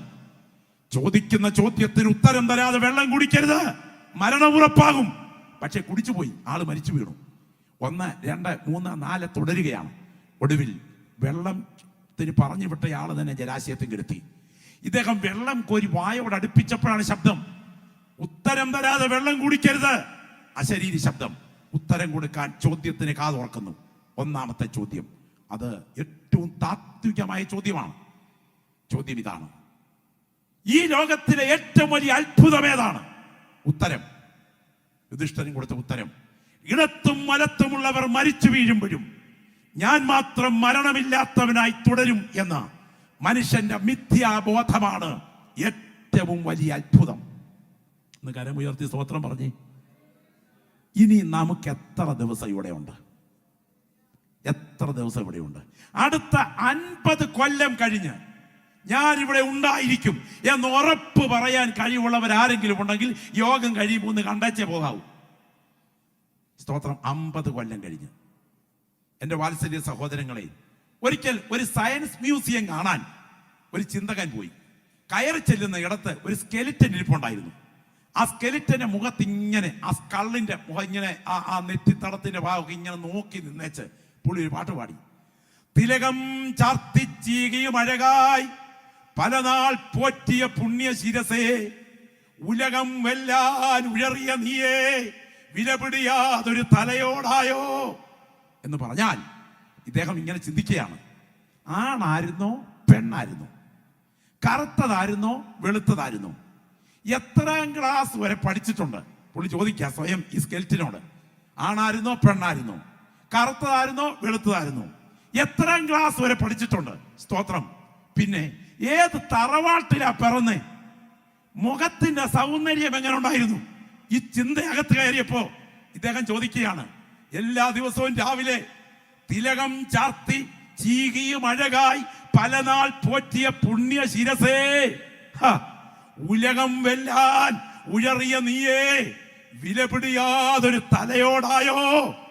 ഈ രാത്രി ദൂതി കേൾക്കുന്ന പ്രിയപ്പെട്ടവരെ, മനുഷ്യന്റെ ആയുസ് 70 സംവത്സരം, ഏറെയായാൽ 80. അങ്ങനാണെങ്കിൽ 80 കൊല്ലം. പിന്നെ അത് കഴിഞ്ഞാൽ ഇരിക്കുന്നവർക്കും കഷ്ടം, നോക്കുന്നവർക്ക് അതിനെക്കാട്ടി കഷ്ടം. സ്തോത്രം. 40 കഴിഞ്ഞില്ലേ പലർക്കും? 40 കഴിഞ്ഞവരെല്ലാം ഒന്ന് കരം ഉയർത്തി സ്തോത്രം പറഞ്ഞേ എന്ന് ഞാൻ നിർബന്ധിക്കുന്നില്ല. സ്തോത്രം. പ്രായം പലരോടും ചോദിക്കരുതെന്നാണ്. 80 കൂടെ ഒരുമിച്ച് കിട്ടിയാൽ എത്ര കിട്ടും? 80 ഗുണം 365 സമയം 29,200 ദിവസം. ശ്രദ്ധിക്കണം, 29,200 കൊല്ലമല്ല. ചിലരുടെ ഇരിപ്പ് കണ്ടിട്ട് ഏതൻ പ്രതീക്ഷ ഉണ്ടായിട്ട് ഒരാഴ്ച ആയിട്ടുള്ളൂ. 29,200 ദിവസം ഇനിയും ബാക്കി കിടക്കുന്നു എന്നുള്ള മട്ട അല്ല. മൊത്തം കൂടെ കിട്ടിയാൽ, തൊട്ടിൽ മുതൽ ശവപ്പെട്ടി വരെ മൊത്തം കൂടെ കിട്ടിയാൽ ഒരു 29,200 ദിവസം. സ്തോത്രം. ഇനിയും അതിന്റെ പകുതി പോയില്ലേ? 14,000 ചില്ലുവാനം. 40 കഴിഞ്ഞില്ലേ? ഇനിയും ബാക്കി എത്ര ഉണ്ട്? 40 കിട്ടിയാൽ കിട്ടി എന്ന് പറയാം. ഒരിക്കൽ ഒരു ശ്രദ്ധേയനായ കവി മനുഷ്യജീവിതത്തെ വിലയിരുത്തിക്കൊണ്ട് പറഞ്ഞു, 7 അഭിനയ രംഗങ്ങളുള്ള നാടകമാണ് ഞാൻ അഭിനയിക്കുന്നത്. ഒന്നാമത്തെ അഭിനയ രംഗം, ചോരക്കുടം പോലൊരു കൊച്ചു കുഞ്ഞ് മലമൂത്ര വിസർജാദികൾ അണിഞ്ഞുകൊണ്ട് പഴംതുണി കീറ്റ് ധരിച്ച് പാളയ്ക്കകത്ത് രംഗത്ത് വരുന്നിതാദ്യം. ആ രംഗം കഴിഞ്ഞാ നമ്മളെല്ലാം ഇവിടെ വന്നത് അല്ലേ? സ്തോത്രം. രണ്ടാമത്തെ രംഗം, പന്തും പടവും പമ്പരവും കറക്കി കളിച്ച് ചാടി കളിയോടി ആടി രംഗത്തിതാ വരുന്നൊരു കൊച്ചു പയ്യൻ. രണ്ടാമത്തെ രംഗം. മൂന്നാമത്തെ രംഗം, മുഖവും മിനുക്കി തലയും മിനുക്കി ബനിയൻ ബനാറീസ് 103 ചുണ്ടിൽ സിഗരറ്റ് പുകച്ചുകൊണ്ട് പുറപ്പെടും പമ്പര വിട്ടി. പിന്നെ തൊട്ടാ പൊട്ടുന്ന പ്രായം, വീതുളി ബുൾഗാൻ ഒക്കെ അടിച്ച് പഴുതാരിയൊക്കെ നിരത്തി തയ്യാറായി വരുന്ന ആ തൊട്ടാ പൊട്ടുന്ന പ്രായം. അടുത്ത രംഗം, പാവാട ജാക്കറ്റ് പട്ടുസാരി കാപ്പും ധരിച്ചൊരു ഭാര്യ മുൻപിൽ, പെങ്കോന്തനേവൻ പുറകെ ഇവണ്ണം കാൺമാൻ മൃഗത്താന്ത വിശേഷ വേഷം. മനസ്സിലായില്ലയോ? കല്യാണം കഴിച്ചിറങ്ങി വന്ന കാലം. ചില ആൾക്കാരുടെ മുഖത്ത് നോക്കുമ്പോൾ എലിപ്പെട്ടി വീണ പോലെ ഇരിക്കുന്നു. ചിലർ ആ പ്രതീക്ഷയോടെ ആ സമയം കാത്തു കഴിയുന്നു. അങ്ങനെ കല്യാണം കഴിച്ചിറങ്ങി വരുന്നൊരു കാലം. ഇനി അടുത്തൊരു രംഗമുണ്ട് കേട്ടോ. സ്തോത്രം. കൈകാൽ പുളക്കുന്നു, പുറം കഴയ്ക്കുന്നു, അടുത്ത് തൻ മക്കൾ തിരുമിടുന്നു. കാർപ്പാസ ബീജാതി ബലാസുഗന്ധം എന്ന് പറഞ്ഞാൽ ആയുർവേദ മരുന്നെല്ലാം കൂടെ അങ്ങോട്ട് അച്ചായന് കുഴച്ചു കൊടുക്കുന്ന മരപ്പും പെരുപ്പും തരിപ്പും ഒക്കെ കൂടുന്ന ഒരു കാലം. സ്തോത്രം. കാർപ്പാസി ബീജാതി ബലാസുഗന്ധം ബലഷഷ്ടമാംഗം. പാസ്റ്ററെ, ഇടത്തുവശം ചെരിഞ്ഞ് കുറച്ചു നേരം യോഗത്തിന് ഇരിക്കാൻ തുടങ്ങിയപ്പം വലത്തുവശം ചെരിഞ്ഞിരിക്കണമെന്ന് തോന്നി. വലത്തുവശം ചെരിഞ്ഞിരിക്കുമ്പോൾ ഇടത്തുവശം ചെരിഞ്ഞിരിക്കണമെന്ന് തോന്നി. രണ്ടു വശവും ചെരിഞ്ഞിരിപ്പ് കഴിഞ്ഞപ്പം പുറകോട്ടങ്ങ് ബലം പ്രയോഗിച്ചിരിക്കണമെന്ന് തോന്നി. ഇരിക്കുന്നത് വലിയ ബുദ്ധിമുട്ടായിട്ട് എങ്ങനെങ്കിലും ഒന്ന് തീർന്നു കിട്ടിയിരുന്നെങ്കിൽ ഒന്ന് എഴുന്നേറ്റ് നിൽക്കാമെന്ന് തോന്നിയിരിക്കുന്നവർ ഇതിനകത്തില്ലേ? ശരീരത്തിന്റെ ബലഹീനത കൂടുന്നു. സ്തോത്രം. എന്താ കാര്യം? BP കൂടുതലാ, ഷുഗർ കൂടുതലാ, കൊളസ്ട്രോൾ കൂടുതലാ, കണ്ണിന്റെ കാഴ്ച കുറവാ, വായിക്ക് രുചി കുറവാ, ചെവിക്ക് കേൾവി കുറവാ. കൂടുതൽ കൂടുതൽ കൂടുതൽ. മനസ്സിലാക്കിക്കോ, പോകാൻ തുടങ്ങുക. പലരുടെയും മുഖത്ത് വല്ലാത്തൊരു കരിനിഴൽ. ഒന്ന് കരമുയർത്തി സ്തോത്രം പറഞ്ഞാട്ടെ.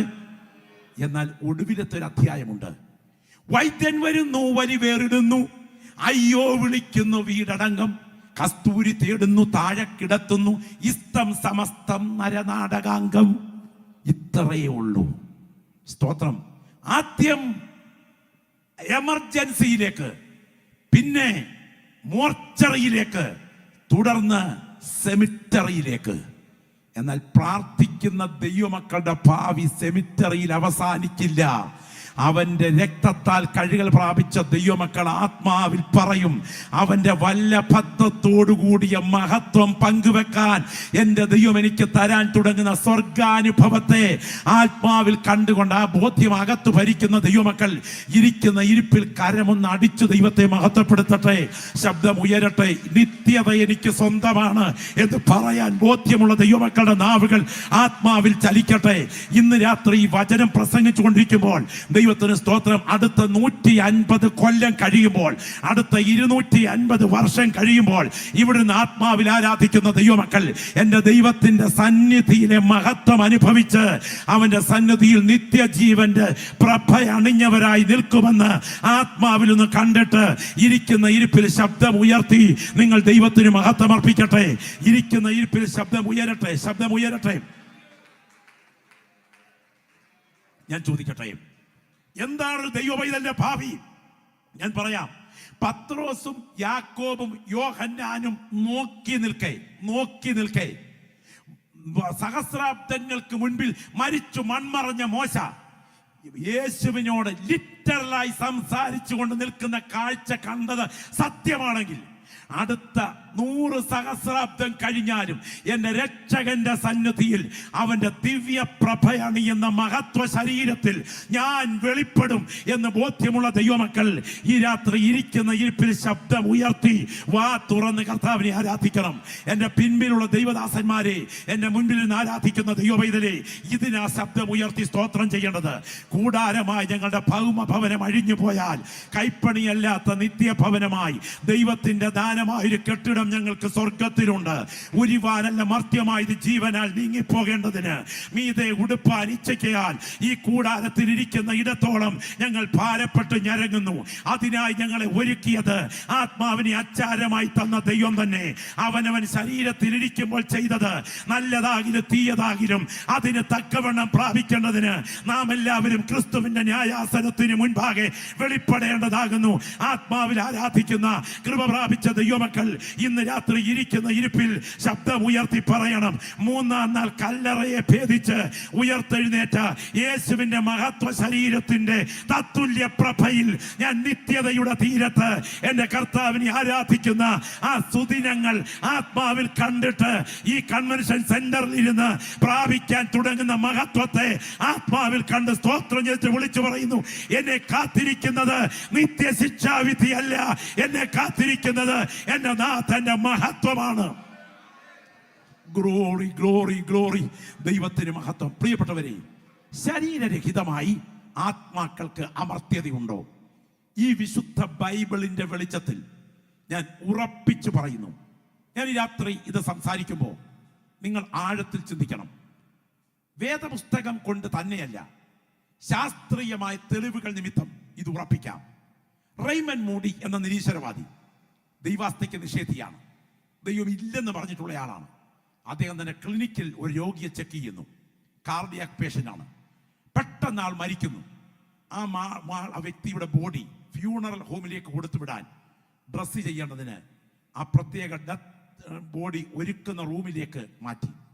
നേഴ്സസ് ഇതിനെ തുടച്ചൊരുക്കുന്നതിനിടയിൽ ഒരാൾ ശ്രദ്ധിച്ചു, ഈ ഡെഡ് ബോഡിയുടെ കൺപോളകൾ ചലിക്കുന്നു. ഓടിച്ചെന്ന് ഡോക്ടറോട് പറഞ്ഞു, ഡോക്ടർ, ആ ബോഡിയുടെ കൺപോളകൾ ചലിക്കുന്നു. പ്രഥമ ശുശ്രൂഷകൾ നൽകി.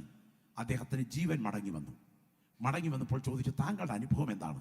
അപ്പോൾ പറഞ്ഞു, അങ്ങന്റെ നെഞ്ചത്ത് കൈവച്ച് ഉപകരണങ്ങൾ കൊണ്ട് ചെക്ക് ചെയ്തുകൊണ്ടിരിക്കുമ്പോൾ ശരീരത്തിനകത്തുനിന്ന് തൂവൽ പോലെ ഭാരം കുറഞ്ഞ രൂപത്തിൽ ഞാൻ പുറത്തേക്ക് ഇറങ്ങി. അങ്ങന്റെ ശരീരത്തിൽ എന്തൊക്കെയോ ചെയ്യുന്നത് ഞാൻ നേരിട്ട് കണ്ടു. ഞാൻ അതിവേഗം യാത്രയായി. എന്നോട് കൂടെ മറ്റൊരാൾ കൂടെ വന്നു. ഞാൻ അവനോട് ഒരുമിച്ച് ഒരു വഴിയുടെ വാതുക്കലെത്തി. എന്നോട് കൂടെ വന്നയാളിനെ അകത്തേക്ക് വിളിച്ചു. എന്നോട് മടങ്ങിപ്പോകൂ എന്നൊരു ശബ്ദം കേൾക്കായി വന്നു. ഞാൻ യാന്ത്രികമായി മടങ്ങി വന്ന് ഈ ശരീരത്തിൽ പ്രവേശിച്ചു. മരണാനന്തരം ശരീരരഹിതമായി പ്രജ്ഞയുള്ള ഒരാളത്വമുണ്ടോ? നിങ്ങൾക്കറിയാമോ? ഇദ്ദേഹം അന്വേഷണം ആരംഭിച്ചു. ക്യാൻസർ വാർഡുകളിലും പറ്റും മരിക്കാൻ തുടങ്ങുന്ന ബോഡികളിൽ നടത്തിയ ഗവേഷണ നിരീക്ഷണ പരീക്ഷണങ്ങളുടെ ഒടുവിൽ അദ്ദേഹം കുറിച്ച ലൈഫ് ആഫ്റ്റർ ഡെത്ത് എന്ന ഗ്രന്ഥത്തിന്റെ അവസാനത്തെ പേജിൽ താൻ ഇങ്ങനെ എഴുതി, കിട്ടിയിടത്തോളം തെളിവുകളുടെ വെളിച്ചത്തിൽ പഠിച്ചാൽ മരണം മനുഷ്യ ജീവിതത്തിന്റെ അന്ത്യമല്ല, അത് മറ്റൊന്നിലേക്ക് പ്രവേശിക്കുന്ന വാതിലാണ്. ആത്മാവിൽ ആരാധിക്കുന്ന ദൈവമക്കൾ ഈ രാത്രി വചനത്തിനുള്ളിൽ ഉറപ്പിച്ചു പറയുന്നു, മരണം അന്ത്യമല്ല, അത് മറ്റൊരു ലോകത്തിലേക്ക് പ്രവേശിക്കുന്ന വാതിലാണ്. നിങ്ങൾക്കറിയാമോ, സിലു എന്ന ഒരു മാന്യ സഹോദരി ഡാളസ് പ്രസ്ബിറ്റേറിയൻ ഹോസ്പിറ്റലിൽ പ്രസവാർത്ഥം പ്രവേശിപ്പിക്കപ്പെട്ടിരിക്കുന്നു. ഈ സഹോദരി പ്രസവം നടന്നുകൊണ്ടിരിക്കുമ്പോൾ ലങ്സിന്റെ പ്രവർത്തനങ്ങൾ നിലയ്ക്കാറായി, ഹാർട്ടിന്റെ താളം തകരുകയാണ്. ഡോക്ടേഴ്സ് വെന്റിലേറ്റർ കണക്ട് ചെയ്യാൻ നിർദ്ദേശിച്ചു. വെന്റിലേറ്റർ കണക്ട് ചെയ്തു. അത് കഴിഞ്ഞ് ബന്ധപ്പെട്ടവരെ അറിയിച്ചു കൊള്ളാൻ പറഞ്ഞു. ഭർത്താവ് ഡോക്ടർ ജോൺസനോട് പറഞ്ഞു, ചുമതലപ്പെട്ടവരെ അറിയിച്ചു കൊള്ളുക, വെന്റിലേറ്റർ ഡിസ്കണക്ട് ചെയ്താൽ മരണം ഉറപ്പാകും. സെക്കൻഡുകൾ കൊണ്ട് ഓപ്പറേഷൻ നടന്നു. കുഞ്ഞിനെ പുറത്തെടുത്തു. ഈ ഓപ്പറേഷൻ കഴിഞ്ഞ് വെന്റിലേറ്റർ കണക്ട് ചെയ്ത് ഈ സഹോദരി മരണത്തോട് അടുക്കുകയാണ്. വിവരമറിഞ്ഞ സഭാ ശുശ്രൂഷകനും ചില ദൈവമക്കളും ഹോസ്പിറ്റലിലേക്ക് ഓടിയെത്തി. അവർ അവിടെ ഇരുന്ന് പ്രാർത്ഥിക്കാൻ തുടങ്ങി. കർത്താവേ, നാളെ രാവിലെ ഞങ്ങളുടെ സഹോദരിയുടെ ഡെഡ് ബോഡിയുമായി പോകാൻ ഇടയാകരുത്. ഇവൾ കണ്ണ് തുറന്ന് കുഞ്ഞിന് ഉമ്മ കൊടുക്കുന്ന കാഴ്ച കാണാൻ ഞങ്ങൾക്ക് ഭാഗ്യം തരണം. ഞാനൊരു ദൂത് ഇതിനിടയ്ക്ക് പറയാം. സമയമാകുന്നതിന് മുൻപ് ജീവന്റെ മേൽ കൈവെക്കാൻ മരണദൂതന്റെ കരങ്ങൾ ഉയർന്നാൽ പ്രാർത്ഥിക്കുന്ന ദൈവമക്കളുടെ പ്രാർത്ഥന കൊണ്ട് അതിനെ വിടിച്ചെടുക്കാൻ യേശുവിന്റെ രക്തത്തിന്റെ ശക്തി ഇന്ന് രാത്രിയും വ്യാപരിക്കുകയാണ്. തിരിച്ചറിയുന്ന ദൈവമക്കൾ അനുഭവിച്ചവർ ഇതിനകത്തുണ്ട്. എന്തിനേറെ രാത്രിയിൽ ദൈവദാസനും വിശ്വാസികളും പ്രാർത്ഥിച്ചു. രാവിലെ സിസ്റ്റർ സിലു ജീവനിലേക്ക് കണ്ണു തുറന്നു. ഇനിയും ഈ സഹോദരിയുടെ ഭാഷയിൽ പറയാം. അവൾ പറയുകയാണ്, എന്റെ പ്രസവം നടന്നുകൊണ്ടിരിക്കുമ്പോൾ എനിക്ക് വല്ലാത്ത അസ്വസ്ഥത ആരംഭിച്ചു. പെട്ടെന്ന് എൻ്റെ കാൽപാദം മുതൽ ഒരു കൊടിയ ശൈത്യം മുകളിലോട്ട് കയറി വരുന്നത് എനിക്ക് മനസ്സിലായി. എൻ്റെ നെഞ്ചിന്റെ ഭാഗത്ത് ശൈത്യം എത്തിയതോടെ എൻ്റെ ശരീരത്തിനകത്തുനിന്ന് തൂവൽ പോലെ ഭാരം കുറഞ്ഞ എൻ്റെ ബാഹ്യ രൂപത്തിന് തുല്യമായ രൂപം പുറത്തിറങ്ങി. എൻ്റെ ബോഡിയിൽ ഡോക്ടേഴ്സ് എന്തൊക്കെയോ ചെയ്യുന്നത് ഞാൻ കണ്ടു. ഞാൻ അതിവേഗം യാത്രയായി. ഞാൻ വിശാലമായ ഒരു ഗ്രൗണ്ടിനെ സമീപിക്കുന്നത് പോലെ എനിക്ക് തോന്നി. നോക്കിയപ്പോൾ സ്വർണ്ണ കവാടം പാതി തുറന്നു നിൽക്കുന്ന രംഗം. ഞാൻ നോക്കിയപ്പോൾ വെള്ളിച്ചിറകുള്ള ഒരു മാലാഖ, ഒരു വലിയ മാലാഖ അതിന് കാവൽ നിൽക്കുന്നു. ബൈബിളിൽ വിശേഷിപ്പിച്ചിട്ടുള്ളത് പോലെ തന്നെ ഞാൻ ദൂരെ നിന്ന് കവാടം തുറന്നിരിക്കുന്ന ഭാഗത്തൂടെ അകത്തേക്ക് നോക്കിയപ്പോൾ അതിനകത്തെ ആനന്ദം എൻ്റെ വാക്കുകൾക്ക് വർണ്ണിക്കാൻ പറ്റില്ല. എന്നെ ആരും തിരിച്ചു വിളിക്കരുതേ എന്ന് പറഞ്ഞുകൊണ്ട് ഞാൻ ആ കവാടത്തോട് അടുക്കാൻ ശ്രമിക്കുമ്പോൾ ആ ദൂതൻ ഭൂമിയിലേക്ക് വിരൽ ചൂണ്ടിക്കൊണ്ട് പറഞ്ഞു, നിന്റെ സമയം ഇതുവരെ ആയിട്ടില്ല. നിന്റെ ഭർത്താവും മക്കളും ഒരു സഭയും നിനക്കായി പ്രാർത്ഥിക്കുന്നു, മടങ്ങിപ്പോകൂ എന്ന്. ശബ്ദം കേൾക്കായി വന്നതും ഞാൻ ഈ ശരീരത്തിൽ തിരിച്ചു മടങ്ങിയതും ഒരുപോലെയായിരുന്നു. ഈ ദൂത് ഇന്ന് രാത്രി കേൾക്കുമ്പോൾ ചിലർക്കിത് ഭാവനയായി തോന്നിയാലും എൻ്റെ കയ്യിലിരിക്കുന്ന ജീവന്റെ വചനത്തിൽ എൻ്റെ യേശു പറഞ്ഞ ധനവാന്റെയും ലാസറിന്റെ ഈ സംഭവ കഥയ്ക്കകത്ത് ഉള്ള വസ്തുതകളെ വിലയിരുത്തിയാൽ ഇത് യാഥാർത്ഥ്യമാണെങ്കിൽ ഇന്ന് രാത്രി കൃപ ലഭിച്ച ദൈവപൈതലേ, മരണം പ്രതീക്ഷിക്കാത്ത അതിഥിയെ പോലെ നിന്റെ അടുക്കൽ ഏത് സമയത്തെത്തിയാലും സാത്താന്യ ശക്തികൾ നിന്റെ മേൽ പിടിമുറുക്കിയിട്ട് നിന്നെ നിത്യ നരകത്തിലേക്ക് വലിച്ചിഴയ്ക്കാതിരിക്കേണ്ടതിന് ഈ രാത്രി കുഞ്ഞാടിന്റെ രക്തത്തിന്റെ ശക്തി ഈ ഓഡിറ്റോറിയത്തിൽ വ്യാപരിച്ചു കൊണ്ടിരിക്കുമ്പോൾ പരിശുദ്ധാത്മാവ് നിന്നെ വിടുവിച്ചെടുക്കാൻ ഇവിടെ വാദിക്കുന്ന രാത്രിയാണ്. ആത്മാവിൽ പ്രാർത്ഥിക്കുന്ന ദൈവമക്കളുടെ നാവിൽ ഈ രാത്രി പ്രാർത്ഥനയുടെ ശബ്ദം ഉയരട്ടെ, പ്രാർത്ഥനയുടെ ശബ്ദം ഉയരട്ടെ. ഞാൻ ആത്മമണ്ഡലത്തിൽ കാണുകയാണ് സ്വർഗത്തിന്റെ തേജസ് ഈ ഗ്രൗണ്ടിനെ ചുറ്റി മിന്നുകയാണ്.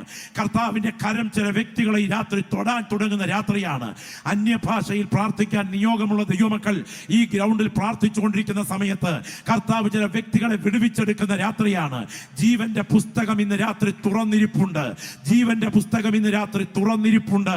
ചില പ്രിയപ്പെട്ടവരുടെ പേരുകൾ കൂടെ അതിൽ ഇന്ന് രാത്രി എഴുതി ചേർക്കുന്ന രാത്രിയാണ്. ഒരിക്കലും നീ പുറത്തു വരരുത്, ഒരിക്കലും നീ പുറത്തു വരരുത്. നിന്നെ അടിച്ചമർത്തി നിത്യ നരകത്തിൽ എത്തിക്കുന്നത് വരെ സാത്താൻ നിന്റെ കാതും കണ്ണും തുറക്കാൻ അനുവദിക്കാതെ ബന്ധിച്ച് കാവൽ നിൽക്കുമ്പോൾ ഈ രാത്രി യേശുവിന്റെ രക്തം ഇവിടെ നിന്റെ മേൽ ബലത്തോടെ വ്യാപരിക്കുകയാണ്. രക്തത്താൽ ജയം, ജയം, രക്തത്താൽ ജയം. ആത്മാവിൽ പ്രാർത്ഥിക്കുന്ന ദൈവമക്കൾ ശബ്ദമുയർത്തി പ്രാർത്ഥിക്കു തുടങ്ങിക്കാട്ടെ. യേശുവിന്റെ നാമത്തിൽ ജയം, യേശുവിന്റെ നാമത്തിൽ ജയം, യേശുവിന്റെ നാമത്തിൽ ജയം. ഈ രാത്രിയെ രക്തത്തിന്റെ വിടുതൽ ഇവിടെ വ്യാപരിച്ചു കൊണ്ടിരിക്കുകയാണ്. ഇവിടെ ഇരിക്കുന്ന ദൈവമക്കളുടെ നാവിൽ പ്രാർത്ഥന ഉയരണം. എൻ്റെ കൂടെ പറപ്പേ, നിന്നെ സ്വർഗം ഇവിടെ സ്വാധീനിച്ചെത്തിച്ചതാണ്. നിന്റെ മേൽ വ്യാപരിക്കുന്ന പൈശാചിക മുഖം ഇന്ന് രാത്രി തകർന്നു മാറുന്ന രാത്രിയാണ്. സ്വർഗം ഈ രാത്രി പറയുന്നു, നിന്റെ വീണ്ടും ജനനത്തിന്റെ കരച്ചിൽ ഉയരുന്ന രാത്രിയായി ഇന്ന് രാത്രിയെ സ്വർഗം തീർക്കാൻ തുടങ്ങുകയാണ്. ആത്മാവിൽ പ്രാർത്ഥിക്കുന്ന ദൈവമക്കൾ എന്നോടൊപ്പം ശബ്ദം ഉയർത്തി പ്രാർത്ഥിച്ചു തുടങ്ങട്ടെ. ആകയാൽ ഭീരുക്കൾ, അവിശ്വാസികൾ, അറയ്ക്കപ്പെട്ടവർ, ബിംബാരാധികൾ, ഫോഷ്കു പറയുന്നവർ, ഫോഷ്കിൽ പ്രിയപ്പെടുന്നവർ ഏവർക്കുമുള്ള ഓഹരി തീയും ഗന്ധകവും കത്തുന്ന പൊയ്കയത്രേ. ദൈവത്തിന് സ്തോത്രം. ഇന്ന് രാത്രി യേശുവിന്റെ രക്തം ഇവിടെ വാദിച്ചു കൊണ്ടിരിക്കുമ്പോൾ നിന്നെ അടിച്ചമർത്തി അങ്ങോട്ട് വലിച്ചിഴയ്ക്കുന്ന സാത്താന്യ മുഖത്തെ ഈ വചനത്തിന്റെ മുൻപിൽ എൻ്റെ ദൈവം തകർത്തെറിഞ്ഞിട്ട് നിത്യതയ്ക്കായി നിന്നെ വിടുവിച്ചെടുക്കാൻ ആ കരം ബലത്തോടെ വ്യാപരിക്കുകയാണ്. ആ രണ്ട് കൈകളും ഉയർത്തിപ്പിടിച്ച് യേശുവേ എന്നൊന്ന് ശബ്ദം ഉയർത്തി പറയാൻ കൊതിക്കുന്ന ദൈവമക്കൾ ലജ്ജ കൂടാതെ പറഞ്ഞാട്ടെ. Glory, glory, glory, glory. ദൈവത്തിന് മഹത്വം, ദൈവത്തിന് മഹത്വം, ദൈവത്തിന് മഹത്വം, ദൈവത്തിന് മഹത്വം, ദൈവത്തിന് മഹത്വം, ദൈവത്തിന് മഹത്വം. പരിശുദ്ധാത്മാവ് എനിക്ക് തരുന്ന നിയോഗം ഞാൻ പറയാം. ശക്തമായ ദൈവാത്മാവിന്റെ ആലോചന ഇവിടെ വ്യാപരിക്കുകയാണ്. ദൈവാത്മാവ് ഇന്ന് രാത്രി വ്യക്തമായിട്ട് ഇടപെട്ടുകൊണ്ടിരിക്കുകയാണ്. നിങ്ങൾക്കറിയാമോ, യേശുവിന്റെ പ്രസംഗം തുടങ്ങിയപ്പോൾ സ്വർഗരാജ്യത്തെ കുറിച്ച് പ്രസംഗിച്ചുകൊണ്ടാണ് ആരംഭിച്ചത്. ഇതുപോലെ തന്നെ അനുഗ്രഹ വചനങ്ങളായ ഗിരിപ്രഭാഷണത്തിലെ അനുഗ്രഹ വചനങ്ങൾ പറഞ്ഞുകൊണ്ട് സ്വർഗരാജ്യം അവർക്കുള്ളത്, സ്വർഗരാജ്യം അവർക്കുള്ളത്, സ്വർഗരാജ്യം അവർക്കുള്ളത് എന്ന് പറഞ്ഞുകൊണ്ടാണ് യേശു പ്രസംഗം ആരംഭിച്ചത്. എന്നാൽ പ്രസംഗം അവസാനിപ്പിക്കുമ്പോൾ മത്തായി 23 സ്തോത്രം, ശാസ്ത്രിമാരും പരീശന്മാരുമായുള്ളവരെ നിങ്ങൾക്ക് കഷ്ടം, നിങ്ങൾ കിണ്ടികിണ്ണങ്ങളുടെ പുറം വെടിപ്പാക്കുന്നു, അകത്തോ അഴുക്കത്രേ. നിങ്ങൾ ദൈവരാജ്യത്തിൽ ആളുകളെ കടത്തുകയില്ല, കടക്കാൻ സമ്മതിക്കയില്ല. നിങ്ങൾക്ക് നരകവിധി എങ്ങനെ ഒഴിഞ്ഞു പോകും എന്ന് പറഞ്ഞുകൊണ്ട് നരകത്തെ കുറിച്ച് പ്രസംഗിച്ചുകൊണ്ടാണ് യേശു അവസാനിപ്പിച്ചത്.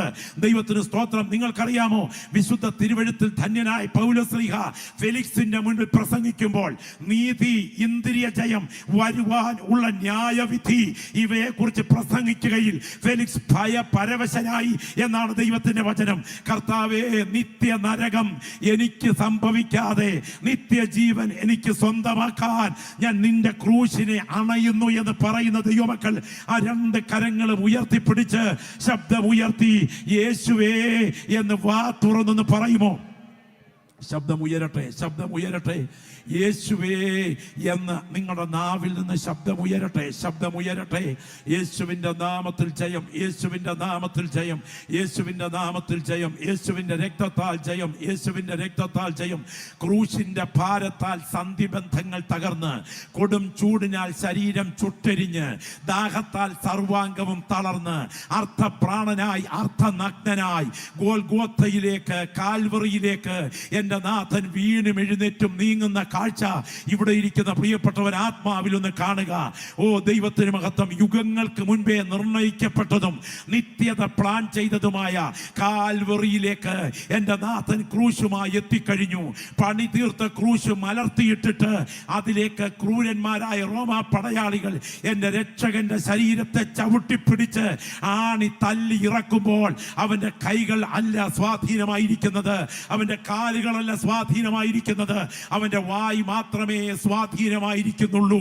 അതുകൊണ്ട് അവൻ നിലവിളിച്ചു പറഞ്ഞു, ഇവർ ചെയ്യുന്നത് ഇന്നതെന്നറിയായ്ക കൊണ്ട് ഇവരോട് ക്ഷമിക്കണമേ എന്ന്.